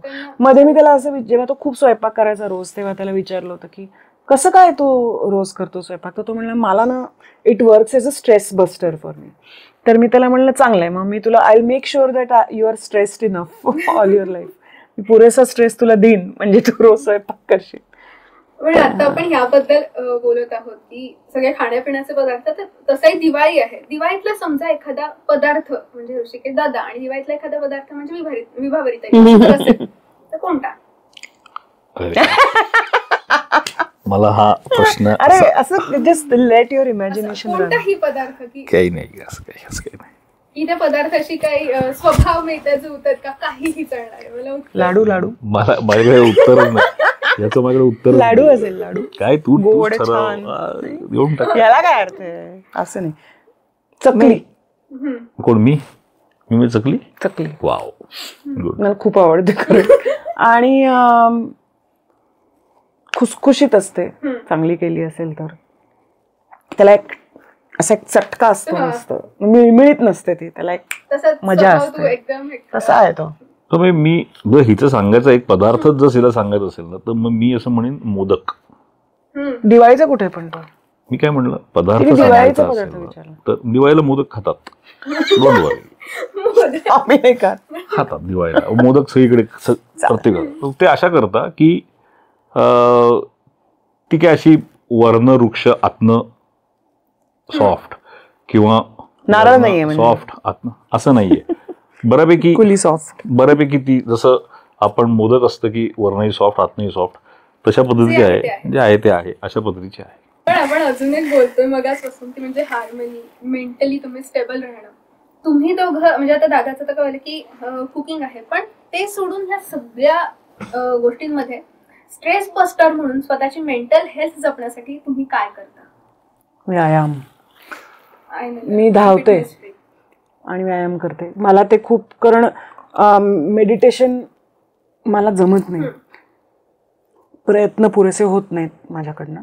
आणि माझा स्वभाव खूप स्ट्रेस घेण्याचा आणि अँझायटी प्रोन स्वभाव माझा आहे. ओव्हर थिंकिंगचा स्वभाव आहे, अँटिसिपेशननी टेन्शन येण्याचा स्वभाव आहे. सगळं जे असायला नको ते माझं आहे. पण गेल्या काही वर्ष, एस्पेशली कोविड नंतर, कारण त्याच काळात मी खूप वेगवेगळ्या स्थित्यंतरातनं गेले. Not so pleasant. माझी आई गेली त्याच काळात आणि त्याच्या जस्ट आधी. करिअर आणि प्रोफेशन आमचं चॅलेंजिंग आहेच वगैरे वगैरे. पण रनिंगमध्ये मला, मी I am not a very good runner. मी खूपच कुर्मगतीने माझ्या पेसने धावते. आणि पण मला त्याच्यातनं एक खूप एक मन शांत माझं होतं. माझा स्ट्रेस बस्ट होतो व्यायामातनं, वेट ट्रेनिंगमधनं होतो. आणि उत्तम वाचणं, उत्तम पाहणं, हे माझे काही हे आहेत. माझं असं मत आहे माझं की अनेक वेळेला ना एक्सटर्नल फॅक्टर्स स्ट्रेस बस्टर करता वर्क होतीलच की नाही याची काही खात्री नसते. स्ट्रेस हे आहेत, तुम्ही काय त्याच्यापासून लांब जाऊ शकत नाही. चॅलेंजेस आहेत, नवीन नवीन चॅलेंजेस येतात, नवीन नवीन स्ट्रेस येतात. तुम्ही ह्याच्यातनं बाहेर पडलं की दुसरा काय, दुसऱ्यातनं तिसरा येतो. त्याच्यातनं काही ती सुटका नाही आहे तुमची, कारण तुमचं आताचं आयुष्य अशा प्रकारे. अदरवाईज तुम्हाला सगळं सोडून द्या, तुम्ही शांत बसा, वेगळे स्ट्रेस तुम्हाला यायला लागतील. स्ट्रेस हे आहे, आपला काही प्रॉब्लेम नाही याचा स्ट्रेस. हा, अनेक वेगळे स्ट्रेस असतात, तुम्हाला यायला लागतील ते. सो तुम्ही त्याच्यापेक्षा त्या स्ट्रेस बरोबर तुम्ही कसं डील करता, तुम्ही कसे अलाईन होताना, ते अलाईन होताना माझं मत आहे एक्सटर्नल फॅक्टर आधी तुम्ही इंटर्नल, म्हणजे माझा त्याच्यामधला असा आहे ना की मी गोष्टींकडे ऑब्जेक्टिव्हली बघतो खूप. मी असं म्हणतो की हो हे आहे, याचा इम्पॅक्ट काय होणार. इम्पॅक्ट होतं ना, तुम्हाला पण थोडंसं एक स्ट्रेस होतं, अँझायटी येते, तुम्हाला प्रेशर येतं त्या गोष्टीचं. पण ते घेताना तुम्ही कसं त्याला डील करताना, म्हणजे हे घडणार आहे. म्हणजे मी नेहमीला उदाहरण सांगतो की अनेक मॅनेजमेंटमध्ये एक पुस्तक सांगतात की 7 हॅबिट्स ऑफ हायली इफेक्टिव्ह पीपलचं. त्याच्यामध्ये एक पहिलाच जो चॅप्टर आहे त्याच्यामध्ये सांगितलंय की समजा मला आत्ता हिनी समजा एक फटका मारला, तर माझ्याकडे काय ऑप्शन आहेत. आयदर मी तिला फटका मारू शकतो, मी इथनं उठून निघून जाऊ शकतो, मी तिथे ओरडू शकतो. हे 3च ऑप्शन आहेत. तिन्ही मला फटका मारायचा की नाही हा ऑप्शनच माझ्याकडे नाहीये. So how to react on anything, हे एवढंच फक्त माझ्यात आहे. घडणारी गोष्ट घडणार आहे, त्याला मी रिॲक्ट कसं करायचं. उद्या मी जर फटका मारला आणि भांडण केलं तर तो स्ट्रेस वाढणार आहे. मी त्याच्याकडे बघितलं, ठीक आहे हे घडलंय ना, मी उठून समजा, उदाहरण आहे, असं होत नाही. हा नाही, मी उठून समजा एक फटका उठून सुद्धा निघून गेलो तर ते मी वेगळ्या पद्धतीने डील करेन ती गोष्ट. म्हणजे एक फिलॉसॉफिकल हे वाचलं होतं मी की pain is inevitable, suffering is optional. So pain is going to be there, stress is going to be there. मला ना एका आयुर्वेदिक डॉक्टरनी फार छान गोष्ट सांगितली होती. मी काहीतरी त्यांचं प्रॉडक्टचं काहीतरी मार्केटिंग बद्दल बोलत होतो. त्यांनी काहीतरी एक औषध काढलं होतं की ब्रेन टॉनिक सारखं ते होतं टू हँडल द स्ट्रेस वगैरे. तर मी त्यांना म्हटलं म्हणजे काय होतं की ब्रेन, तुम्ही हे औषध घेतल्यानंतर थोडंसं सुदिंग होतं का, म्हणजे कामनेस. ते म्हणजे नाही, युअर ब्रेन जास्त ऍक्टिव्ह होतो टू हँडल दॅट स्ट्रेस. तो सुपर ऍक्टिव्ह होतो की तो स्ट्रेस हँडल केला जातो. It's a very different approach towards. तुम्ही मी कामनेस एक गोळी घेतो आणि शांत होतो, त्याच्यापेक्षा मी जास्त ऍक्टिव्ह होतो आणि तो स्ट्रेस. सो माझ्या स्ट्रेस लेवलपेक्षा माझी जर का ऍक्टिव्हिटी लेवल जास्त स्ट्रॉंग झाली. मी परत सांगतोय की हे मला सांगितलं, मला हे माहित नाही, हे म्हणजे मेडिकली हे कसं होतं त्यांनी मला सांगताना सांगितलेलं. सो हे बरोबर चूक मला माहित नाही. मी या पद्धतीने घेतो की माझ्या समोर एक, मी जसं म्हणतो ना की मी हेल्मेट घालून फिरतो, आलेली गोष्ट इथेच थांबते. त्याला ते जमतं, त्याच्याकडे ती इथेच थांबते. हेल्मेट उघडायचं आणि ती आत घ्यायची का नाही घ्यायची हे मी अनेक वेळा ठरवतो. असं घरगुती गोष्टींचे करतो मी सगळ्यात घरगुती गोष्टी. अरे तू हे सांगितलंयस का हेल्मेट आहे, मला ऐकूच नाही ते काय सांगितलं. पण खूप वेळा होतं की अनेक वेळा, अरे तुला त्याला निरोप जरा सांगितला होता ना, नाही होते. नाही होत. सो माझं म्हणणं आहे, म्हणजे गंमत सोडली तर तुम्ही प्रत्येकानेच तो काय होतं, अनेक वेळेला ना लोकांना कळत नाही, मला स्ट्रेस मॅनेज करायचं आहे म्हणून मी या काही गोष्टी करायला जातो, त्याचा स्ट्रेस यायला लागतो. कारण मला मेडिटेशन जमत नाहीये, अरे मला ते हे होत नाही, असं पण एक व्हायला लागतं. सो पण प्रत्येकाची पण ती पद्धत असते ना. ही माझी माझं म्हणणं, मला असं वाटतं सोपं असं आहे ना, की स्ट्रेस हा आहे, तुम्ही त्याच्यापासून तुम्ही जितक्या लवकर त्याच्याबरोबर डील कराल ना, की तो घडणार आहे, आपल्या बरोबर आहे तो स्ट्रेस हा. म्हणजे उदाहरण सांगायचं म्हणजे फॉर एक्झाम्पल पुण्यामध्ये गर्दी वाढलेली आहे, ही गर्दी कमी होणार नाहीये, गर्दी वाढलेली आहे. सो तुम्ही जितक्या लवकर हे समजून घ्याल आणि त्या गर्दीबरोबर तुम्ही ऍडजस्ट व्हाल आणि तुम्ही तुमच्या पद्धतीने मार्ग शोधाल, तेवढं तुम्हाला सोपं जाणार, तेवढं तुम्ही लवकर पोहोचाल. रोज गर्दी आहे, उशीर होतोय, ह्या करत तुम्ही जर का करत बसलात तर त्याला सोल्युशनच नाहीये. मग मला खूपच पटलं हेल्मेट, म्हणजे मी ना पण ते खूपच पण ते नाही तू ट्राय कर, पण ते सगळ्यांना नाही जमत. त्यात ते you have to, I cannot become like him. म्हणजे अनेकदा मी स्ट्रेस झाले की त्याचं एक कायम हे असायचं की होऊन काय होईल, काय होऊन काय होईल हा विचार कायम कर, थिंक ऑफ द वर्स्ट. तर पण स्वभाव एका म्हणजे तुम्ही अचानक, मी त्याच्याबरोबर 25 वर्ष राहून नाही होऊ शकत आणि मी व्हायचा प्रयत्न नाही केला पाहिजे.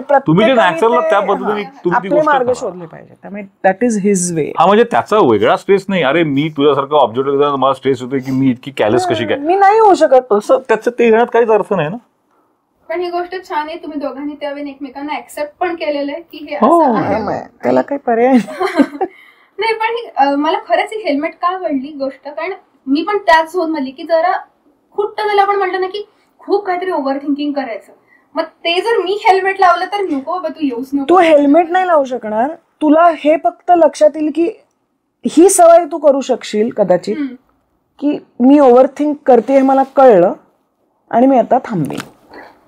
तू ते तुझ्यापर्यंत येणार नाही असं नाही होणार. एक सांगू का, एक जे मी आपण परवा मी दाखवलं तुला की असं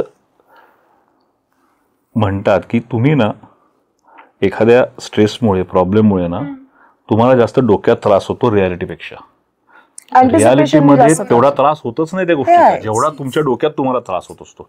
सो तुम्ही ते जर का तुम्हाला कळलं ना ती, तर तुम्हाला मग त्या गोष्टींकडे डील करणं तुम्हाला तुमच्या लेवलला सोपं जातं. मी असं म्हणत नाही की ते तुम्ही लगेच करतो, कारण तुमच्या लेवलला स्ट्रेसफुल पॅच मधनं आता जातोय आज रोज, आणि मी ते पाहिलंय की तुम्ही ही कॅन डील करू शकता. I can do.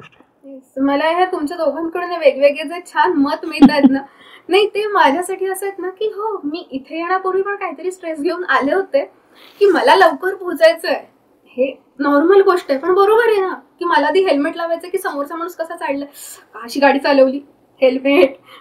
पण हा गाडी चालवताना खूप चिडचिड करतो. मी असं म्हणतो बघा, तो तुमचा काय ना, तू प्रत्येक माणसाचा एक कधी कधी असं होतं ना की एखाद्या फालतू गोष्टीमुळे तुम्हाला राग येतो, पण एखाद्या मोठ्या गोष्टीचा येत नाही, हे होतं. सो माझं म्हणणं आहे हे प्रत्येक व्यक्तीनुसार आहे.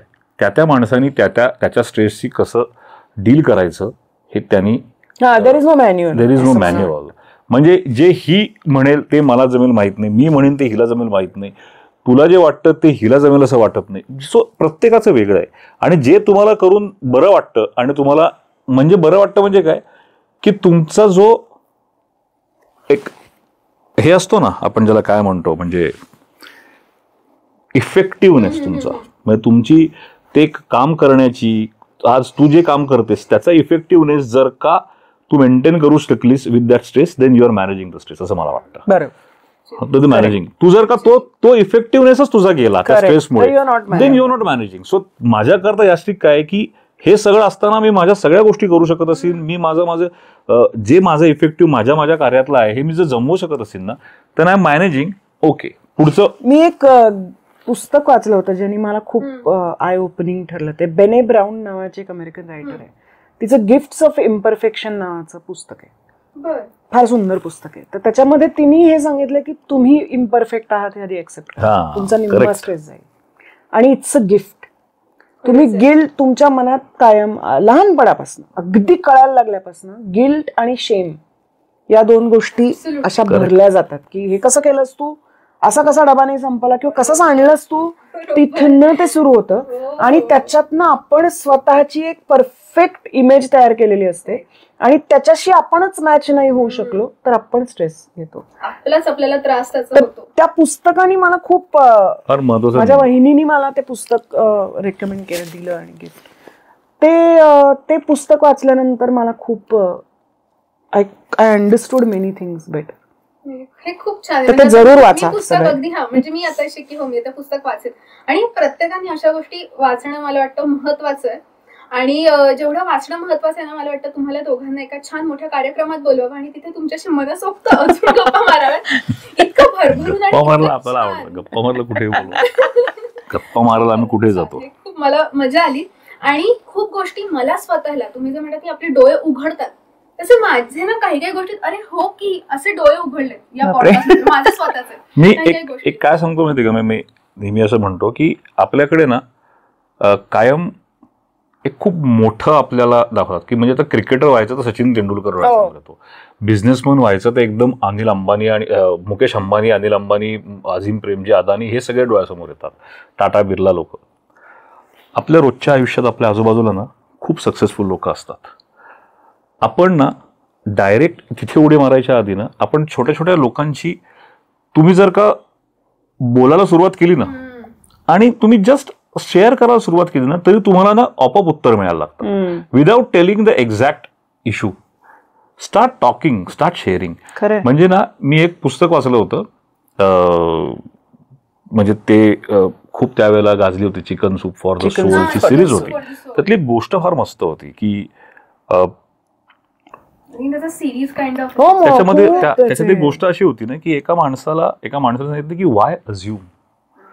त्या माणसाने त्याला पाहिजे तो प्रवास विदाऊट त्याच्या खिशात पैसे असताना केला होता आणि त्यांनी अज्युम नाही केलं. तो म्हणला का, तो गेला एअरलाईनकडे, म्हटलं माझ्याकडे पैसे आहेत, मला जायचं आहे, तुम्ही मला मदत करू शकाल का. ट्रॅव्हल एजन्सीकडे गेला, ते म्हणले काय मदत पाहिजे. तो म्हणले मला जायचं पण माझ्याकडे पैसे नाही, तुम्ही मला काय कराल. ते म्हणले ठीक आहे, तुम्हाला जायचं आहे ना, आम्ही तुम्हाला आत्ता तिकीट काढून देतो, पण तुम्हाला इतके त्यांनी पहिलं तिकीट मिळवलं. मग तो त्या देशात गेला, तिकडे त्यांनी प्रत्येकाशी बोलत बोलत बोलत बोलत बोलत तो त्यांनी कळलं की वाय आर यू अज्युमिंग की this will not happen, have you tried. So तुम्ही आपण ना अज्युम करत हे होणारच नाही, असंच आपण पहिली गोष्ट म्हणतो की. आणि जर का आपण ते जर बाजूला काढलं, म्हणजे मी असं म्हणत नाही मला जमतं खूप ते, मी असं नाही म्हणत, मी पण अज्युम करतो गोष्टी, असं अजिबात नाहीये. फार तुम्हाला मोठी ताकद लागते ते करायला. पण असं जर का आपण करायला लागलो ना गोष्टी, तर आपल्या आजूबाजूला ना की एखादी गोष्ट मी तुला येऊन सांगितलं की अगं मला असं असं वाटतं, तू एखादी सांगितलं तर मलाही त्यातनं काहीतरी मिळतं. आपण पटकन मला काहीतरी पाहिजे आणि मला एकदम सल्ला पाहिजे, एकदम कोणीतरी मोठा माणूस शोधतो. त्या मोठ्या माणसाचा पोझिशन वेगळी असते. तुम्ही तुमच्यापेक्षा एक 5 वर्ष मोठ्या माणसाला भेटा जो ह्याच्यातनं गेला असेल. लहान मुलांना विचार, लहान मुलांकडनं तुम्हाला काय फॅन्टास्टिक सोल्युशन मिळतात ते तुम्हाला. किती मला सांगते, किती पर्स्पेक्टिव्ह देते ती कळत न कळत. ही खूप महत्वाची गोष्ट आहे आणि या अनेक महत्वाच्या गोष्टी खरं आज मला बघता आल्या, तुमच्याकडून अनुभवता आल्या असं मी म्हणेन. फार मजा आली आणि तुम्ही सांगितलेली पुस्तकं मी वाचणार आहेत आणि ज्या ज्या गोष्टी आहेत ना त्या गोष्टी मी म्हणजे इथून बाहेर पाऊल ठेवल्यावर मी इम्प्लिमेंट करायचा प्रयत्न करणार आहे. बघू काय होतंय, पहिलं तर पाऊल टाकूया. तर तुमच्याशी खरंच बोलून मजा आली, मस्त छान वाटलं. पुन्हा एकदा तुम्हाला खूप खूप शुभेच्छा. म्हणजे #विभाकेश हे आणि हे परफेक्ट, म्हणजे तुम्ही म्हणतात नाही परफेक्ट, पण #विभाकेश is perfect according to me. त्यामुळे छान, मस्त, तुम्हाला शुभेच्छा. आणि सगळ्या प्रेक्षकांना सुद्धा मी म्हणेन की तुम्हाला दिवाळीच्या खूप खूप शुभेच्छा. ॲट द सेम टाइम तुम्हाला हा स्टुडिओ, हा ॲम्बियन्स आवडला असेल तर डेफिनेटली इकडे या, इकडे शूट करा. इथे तुम्ही पॉडकास्ट शूट करू शकता किंवा तुमची इतर काही काम असतील ते सुद्धा करू शकता. अत्यंत व्यवस्थित छान टीम आहे. आणि कुठे हा प्रश्न असेल तर कर्वे नगरला स्वत्व हा स्टुडिओ आहे, इथे या आणि छान पॉडकास्ट करा. पुन्हा एकदा सगळ्यांना दिवाळीच्या खूप खूप शुभेच्छा. तुझेही आभार. आम्हाला खूप छान, खरंच लिव्हिंग रूम मध्ये बसून आपण गप्पा मारतोय असा फील आला. त्यामुळे बोलवलं, छान गप्पा मारल्या. आणि तुझ्या सगळ्या प्रेक्षकांना आमच्याकडनं दिवाळीच्या खूप शुभेच्छा. मजा करा, आनंदी राहा. Life is beautiful. थँक्यू.